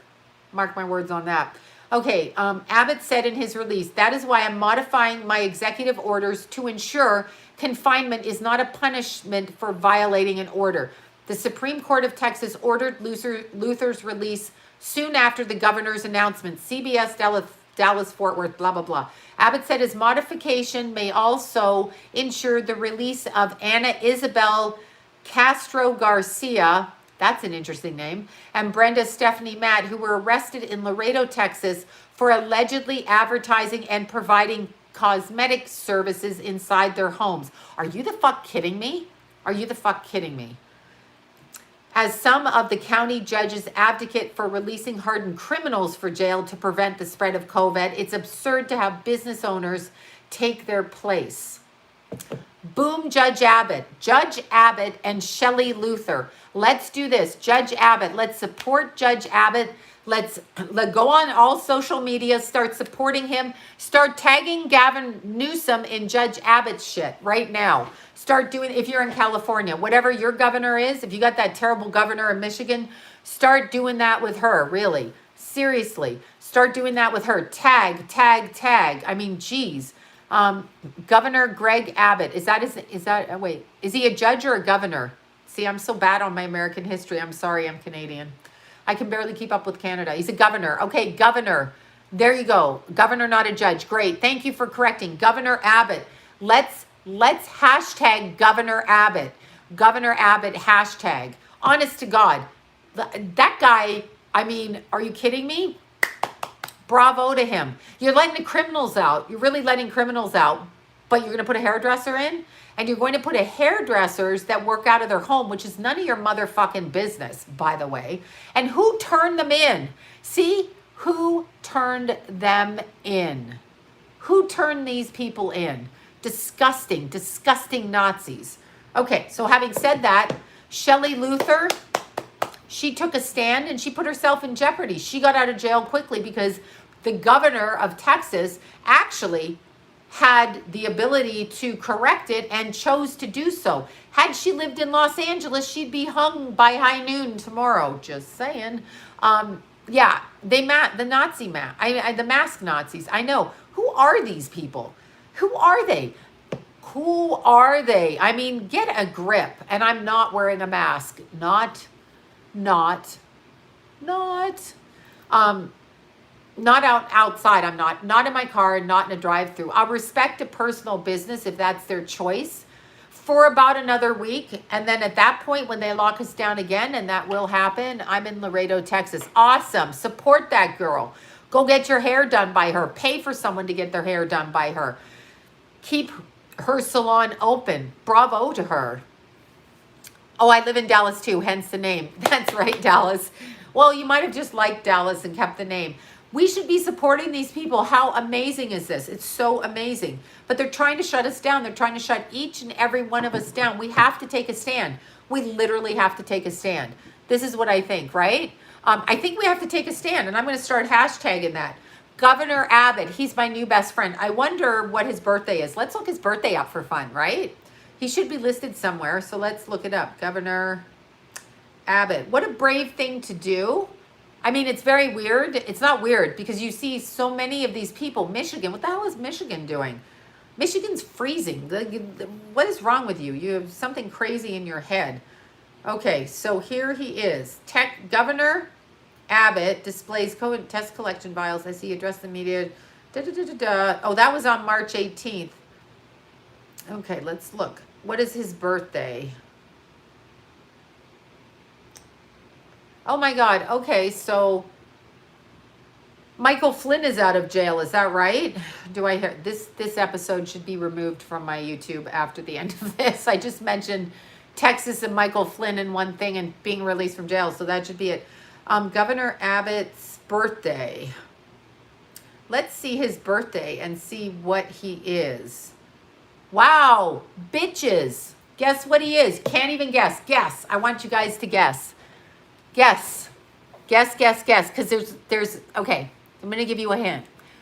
You would think Sag. I don't know his rising sign. There you go. Don't look it up and be cheating. We had a full moon in Scorpio. This man is a November 13th, 1957. November 13th, 1957. So the full moon, what accumulates at a full moon? The explosion and the expansion. So the moon went full, at least here in Los Angeles, exactly, at 3:47 a.m. Pacific Standard Time. So in Texas, it was probably 3 hours. It was 6, whatever. So she got freed today. The order came today, right after the full moon. So that's what happened. The order came today, boom, right after the full moon. So the issue that happened 2 weeks before, or the 2 weeks leading up to it, happened in the full moon. So that's awesome. So he is a Scorpio, and he put his money where his mouth is, and he did something. Like he did a Scorpio rooster. Oh my God, roosters are something else, right? That's good for you for knowing the Chinese sign. Good for saying that. The rooster is hilarious. The roosters can be quite fighty, actually. Roosters are fighty. They're not fighty, right? So that's kind of cool. I'm glad that he did that. I'm not supportive of anybody in legislation, but cockadoodle-doo. But he's a rooster. That's awesome. I mean, amazing. Let's see a little bit about this man. So he's an American attorney, so he knows the law. It's all about the law. It's all about the law, and not pretend attorneys like some of the people in office who have served as the 48th governor of Texas since January 2015. He is a Republican. He previously served the 50th Attorney General of Texas from 2002 to 15. He is the first governor in any U.S. state to permanently use a wheelchair since George Wallace. He's in a wheelchair. Interesting. He's also the first disabled governor of Texas. Bravo. So he knows persecution firsthand. let's see. He's had one, I really hope she's not related to Sarah Palin, but her last name is Palin, Cecilia Palin. Let's see what his wife looks like. Okay, so her name is Cecilia Abbott now. That's his wife right there. But first name was Palin. Doesn't look like Sarah Palin, so there's not that. He's had one person and he has one child. So why did he end up in a wheelchair, I wonder? That's a shame. I'd hate to be in a wheelchair. That is horrible. Okay, he met his wife. Let's see. He met his wife, Palin, while attending University of Austin. Huh. Whatever. Oh, at age 26. Look at this. Car accident, age 26. Yeah, below the waist level when an oak tree fell on him while he was jogging following a storm. What the actual hell kind of karma is that? He was jogging. Jogging. It says jogging. He was jogging following a storm. He had 2 steel rods implanted in his spine, underwent extensive rehabilitation, and has used the wheelchair ever since. He sued the homeowner and the tree company, resulting in an insurance settlement that provided a lump sum payments every 3 years until 2022, with monthly payments for life. Both are adjusted to keep up with the cost of raising. See, he's definitely a lawyer. Prior to becoming governor, he backed legislation that limits punitive damages stemming from non-economic losses. Medical malpractice cases. Okay, that's not good because sometimes they do that. I don't know if I agree with that one, but whatever. Anyway, he's the one that let this... Okay, stop. He's the one that let the... My eyelash got stuck in my eye. He's the one that let the hairdresser out of jail. So that's Shelley Luther. Let's support them. Governor Abbott and Shelley Luther, both of them. We should hashtag them. And if you're in California, make sure that Facebook page of the weirdo happens. Okay, so hello from Oregon. I'm doing this quick again because all of a sudden I just ranted so long on a rant. See, I've been up and down all week, but this is very interesting. I mean, it's an interesting thing because I really feel like I have to say we have to fight. I really feel like that's what happened. That's what we have to do. She probably fixed his rug. I have no idea. Trees can be dangerous. Yes, they can. Have passed over my natal moon. Okay, there. It's interesting times. Definitely. 40 minutes on the kids' trampoline today. Awesome. Okay, Androchrome. Yes, I agree with you. Thank God someone does. Lawyers are supposed to have to relearn our constitution. All lawyers.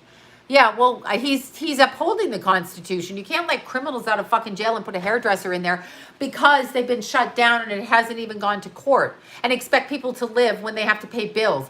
Bullshit. Bullshit. Bullshit. Hey, if I want to take a risk with my health and my business and I want to open up and you want to come into my business and take a risk, that's personal responsibility and decision. It's not a suable offense and it's not a arrestable offense.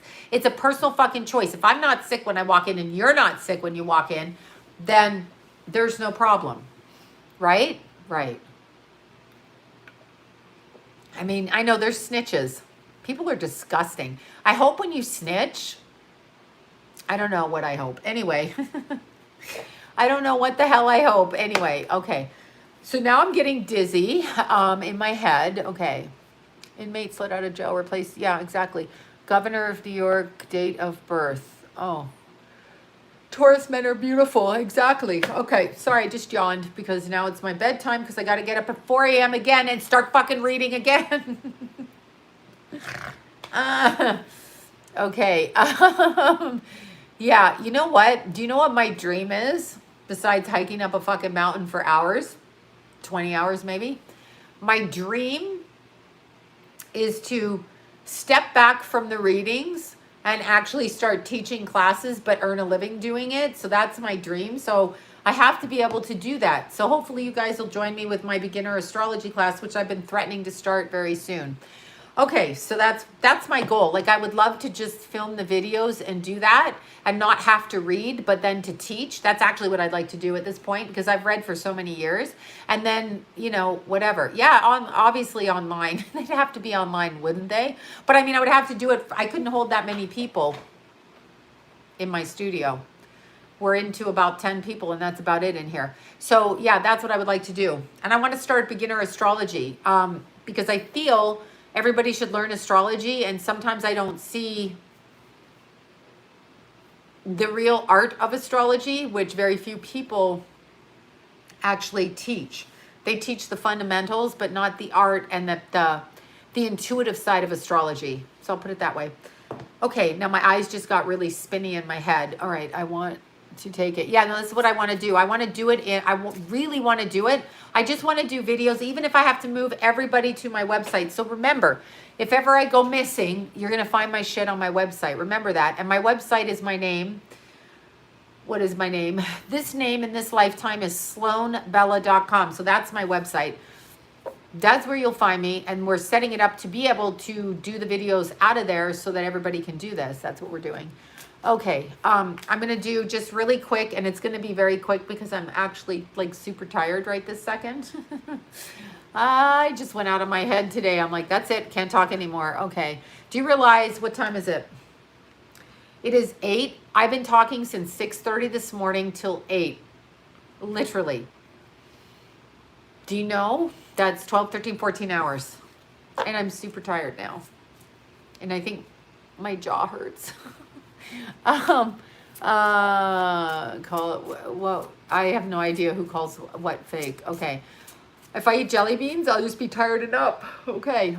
Sorry, you guys. I can't. Would you stop saying you can't get onto my website? Why does everybody say that? I have to test it now because I'm obnoxious. Look, my eyes are... I'm like a toddler. I'm like, okay, that's it. I got to go to sleep. You have to give in to the fine.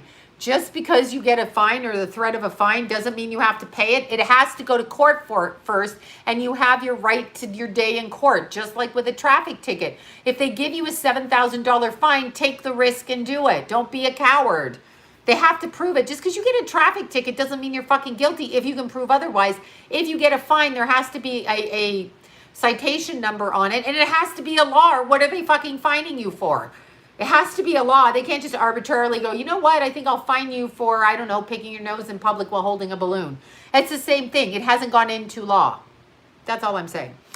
Okay, so now I'm going to like Google my own freaking website here. Come on. Okay, look, here's my website. Here's my website. There it is. That's my face. My two-tone hair there. Not so unhappy with that, actually. Anyway, there's my website. It is working, okay? It is working. The website is working. And now we are getting a test. Shall I make you... Okay, Brian. You fucking know what I'm talking about, you Canadian, you. You know exactly what I'm talking about. I just got a text from Brian who says he's going to make me a tongue sandwich. He knows full well. I know. No, it's Brian, not Ryan. But Ryan's my hairdresser in China. Beijing. I still have to have a Skype chat with him all about China and show him my hair. That's who taught me how to do my hair. We did it over Skype a while ago. He'd be like, mix it like this, leave it on. He'd be watching me. Anyway, look, I'm like a bad child that literally has ADD and can't stop. Steven Spielberg is a fucking fuckwad, okay? That's what he is. I don't even know who Ava Louise is, but Steven Spielberg is a fucking asshole, okay? Just a fucking fuck. Exactly. Hold on, I'm opening the window because I'm having a nervous breakdown. Oh, God.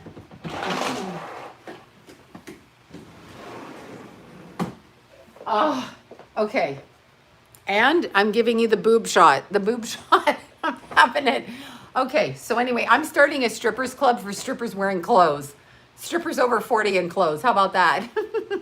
That's what I'm doing. If you want me to strip, I'm not stripping, and I'm going to dance in my clothes, and I'm not going to dance either. But that's what I'm offering.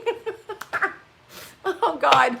Okay, that's what I'm offering. And I feel bad about saying about the tongue sandwiches, but I just really couldn't handle it as a kid. I was like, why do I have to eat this? My mom was trying her best, okay? She was good, and she made them really beautifully, and she cut them into 4 for me. It's just that there was tongue in them.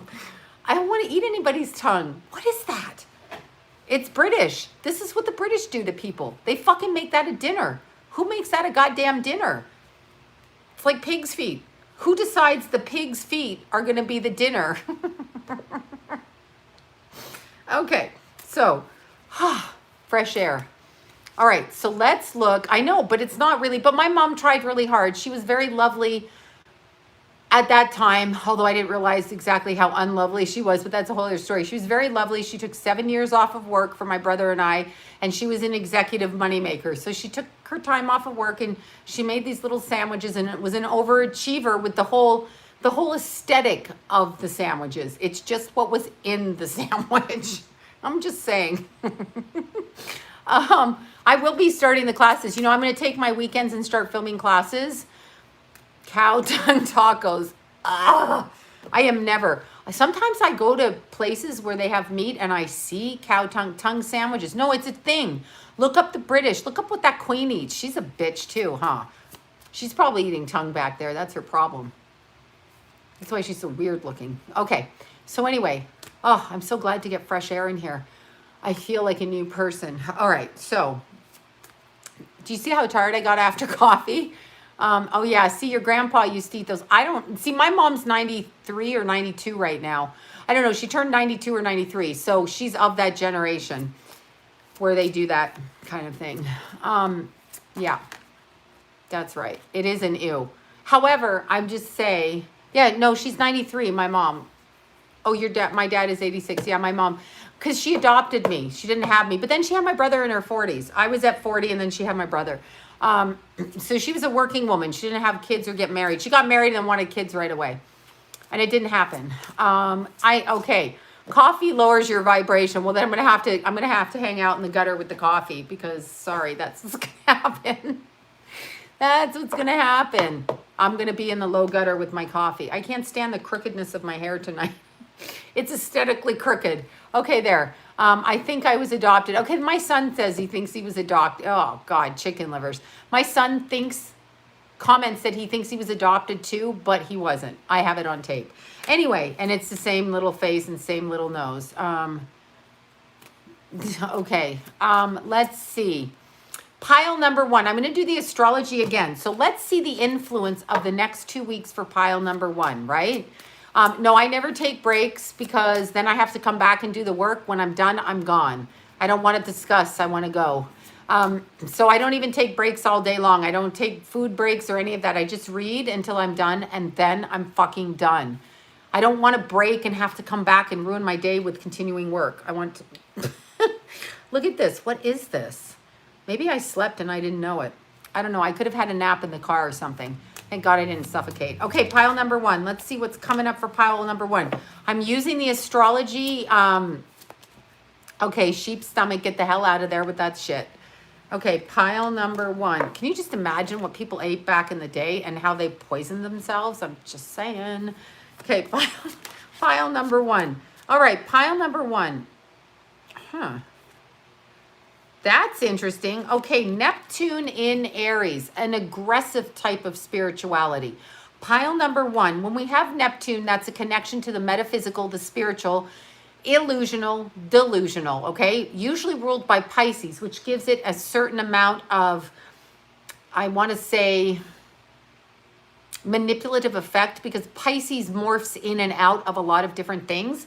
This is Neptune, Pisces ruling planet in the sign of Aries. So it's very concise, very specific, and very, very, very focused in a certain way. So your spiritual practice right now is very, pork rinds are disgusting. Your, sorry. Your focus is in a very spiritual way, in a very direct way right now. So you are learning information. Now look at this. You are learning information, pile number 1, through your children or younger people. It's in the 5th house. Neptune in the 5th house in Aries. This is the beginning of a spiritual evolution, a spiritual path, but it's also spiritual knowledge through children and through creative endeavors. So pile number 1, you are focused in a spiritual way, learning how to open yourself up creatively, also through the connection of children, either your children or other people's children, or through something you pick up with children. You may get an idea around children. But it's interesting because the Aries is going to streamline it and focus. The only thing with Neptune and Aries is that you have to have the follow through. Okay, so you need to have the follow through with that. And I'm going to pull one naked card for everybody because what good is life without seeing a naked body on a card, since we can't pull the porn screen up here. Okay, look at this. Pile number one. Not that any of you all care, but in case you want to know about your sex life, aside from the astrology, the serious stuff. All right, if you want to know about your sex life, we have Knave of Wands, which is Knight of Wands.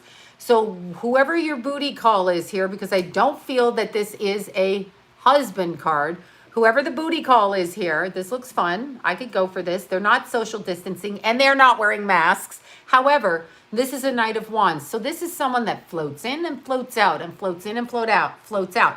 So for pile number one, if you got some cute ass young boy visiting you or you them, they're going to float in and float out and then be gone. So it's Knight of Wands. So enjoy a night. Just go enjoy a night. Who cares? Who cares if they come back? We don't want to marry them. They're too immature. That's the Knight of Wands. They come with information, but they are immature. But we can enjoy some fun time with them, especially if they're good at their fun time, right? Okay, so that's what that is. All right. Okay, so let me see. I have no idea what you got. Knight of Wands.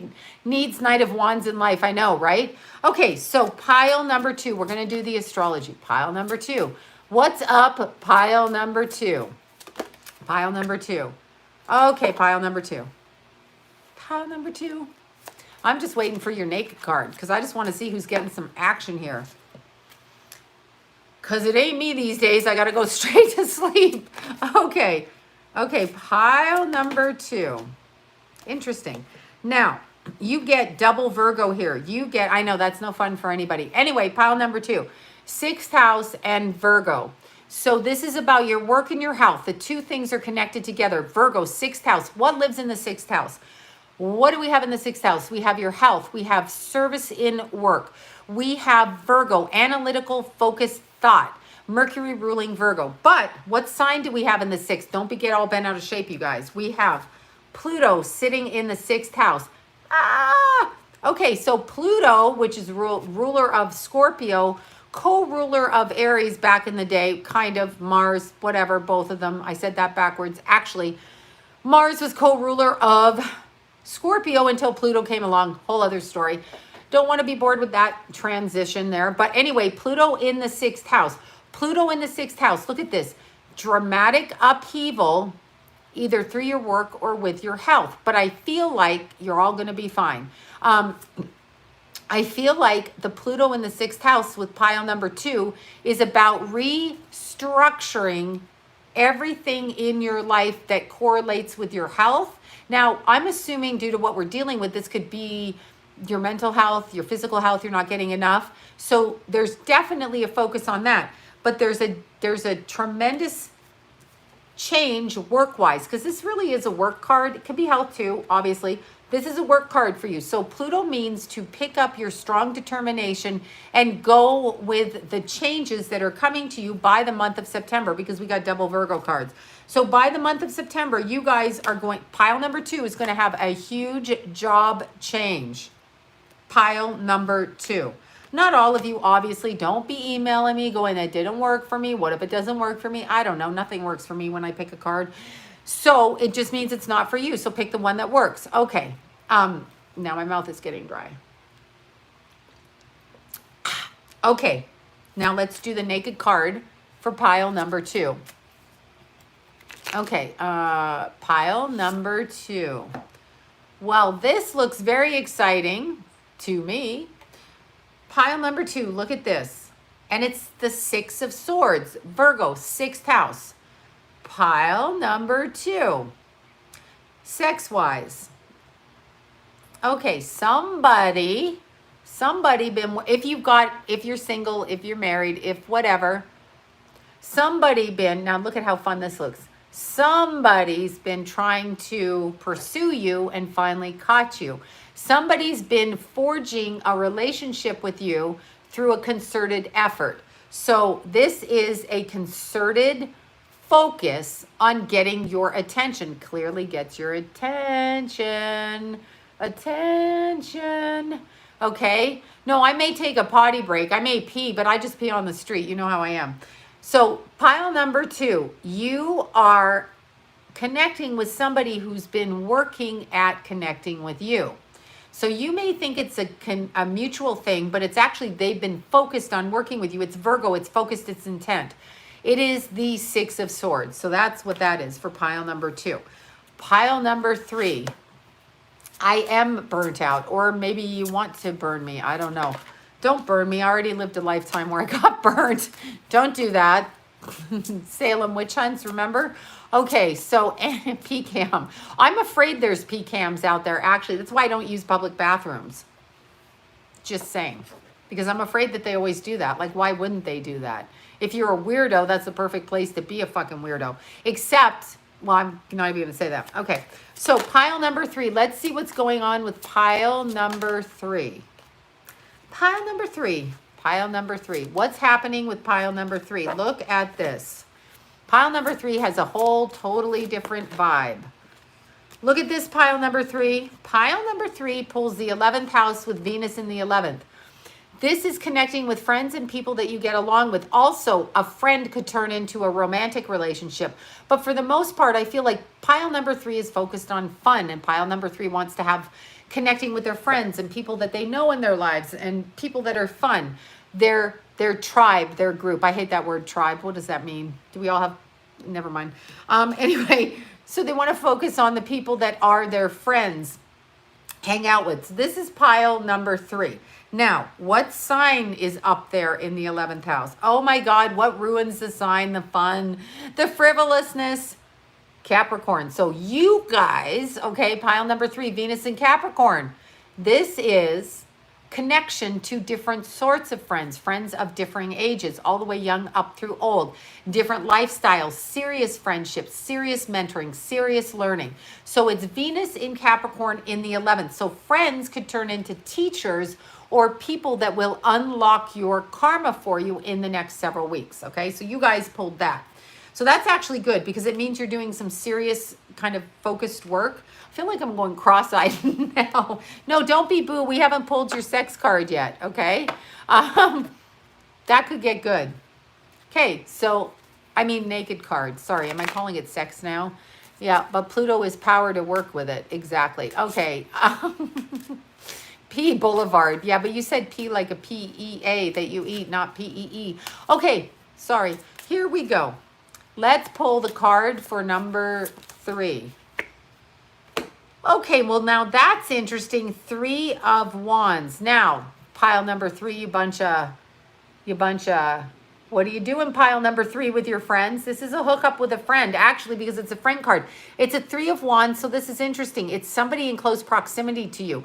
So pile number 3, if you have a booty call close by, go do it. But this is a friend, this is a friend that you're going to hook up with. This is like a friend that you may have some feelings for. This is a friend card, 3 of Wands, also communication. Also somebody from, yes, if your ex is a friend and they can put out, then invite them the hell over, right?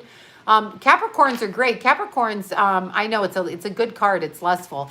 Yeah, I know, right? We only have the cards, you guys. We can't really turn the porn on right here. That would be really wrong. So, yeah, I always hook up with my best friend. He's my hubby. Exactly. Well, there you go. But it's a hookup. It's a hookup in the sense that it's somebody who's a friend and also a teacher. And yes, Capricorns make great teachers, mentors. I'm going to get in trouble from my Capricorn people out there, but I call Capricorn kinky. They got kinks to their sex life. Okay. They're a little bit, they can be your closet cross dressers, your kinkos. Okay. They got some kinks. Just saying, don't get mad at me. Don't scream at me. That's just my personal opinion. Okay, somebody said Susan was a Capricorn. Screw those goats. I don't know who Susan is, but she must have pissed you off, right?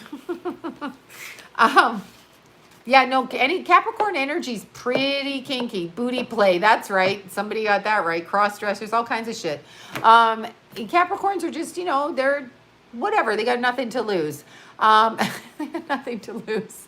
Yeah, Virgos are kinky too. But they have to analyze their kinkiness. So there's usually some kind of mental thing that drives them to it. Capricorns are just like, yeah, let's try this. We get bored. Yeah, that's true. Doesn't everybody? Right.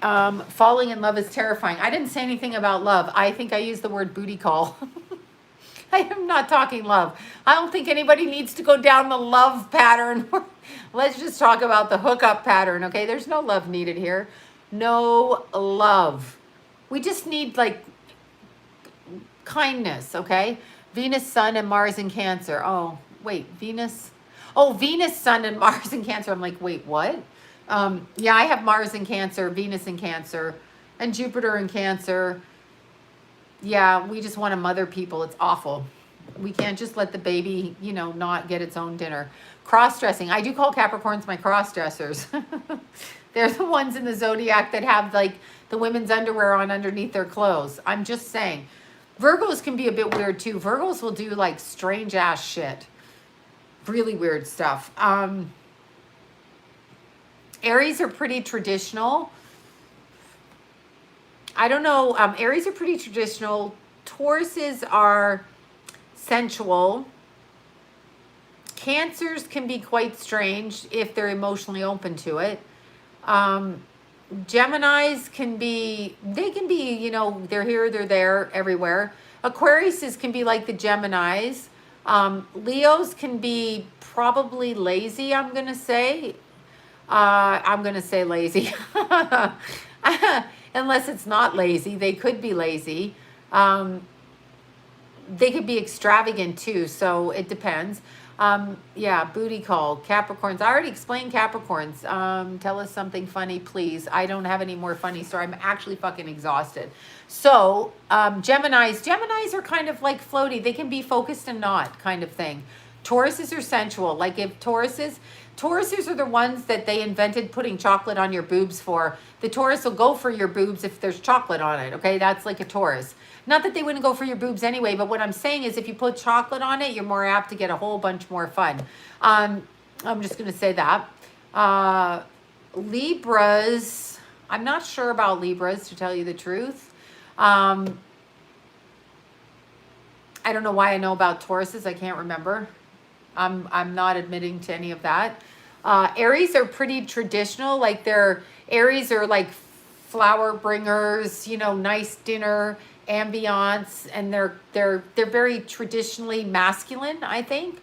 The traditional version of masculine. So they do all of the right things. They bring flowers, they cook dinners, you know, they dim lights, they bring you perfume, they listen to what you're saying as far as gifts, they're that kind of thing. But also, Aries likes the chase. So if you give in too early, they're bored with you. Fire signs like the chase. Sages are fun as hell. Sages are like fun if you can keep up with them. Sages are fun because Sages kind of have love affairs with friends and then just want to keep them as friends and move on. I don't know what to say about Scorpios. I like to think that they think they're good. Scorpios should be good sexually. And I don't know. It just probably depends on the person. I'm not going to comment on that one. Not that I know, because I don't know. Pisces. I'm trying to think back. Pisces.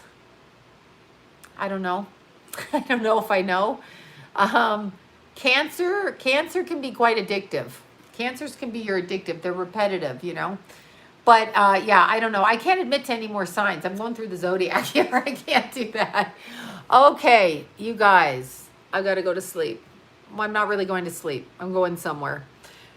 Maybe I'm going for a booty call. I'm just kidding. I just made that up right now. I think I'm going to wash this makeup off my face. Bye, you guys. Wait, stop. I forgot. I didn't forget. Okay, here's what we're all saying. I am abundantly healthy, happy, joyfully laughing now. I am abundantly healthy, happy, joyfully laughing now. I am abundantly healthy, happy, joyfully laughing now. I am abundantly successful and living my life freely. I'm abundantly successful and living my life freely now. I am abundantly successful and living my life freely now. That's a good one. Okay. Now my eyes are literally burning out of my sockets. However, I have these good nails on so I don't look like such a troll anymore. Okay. Oh, damn it. I will never know. Yeah, none of us know anything. I know nothing. Okay. Good night, you guys. Cancers are lovely if they feel like you receive them. Cancers, but I can't talk about cancers because Chirperoo is a cancer. I don't want to go there. I don't go down that road. I can't hear you. Okay. Good night. I'm going to shut up. Okay. Bye.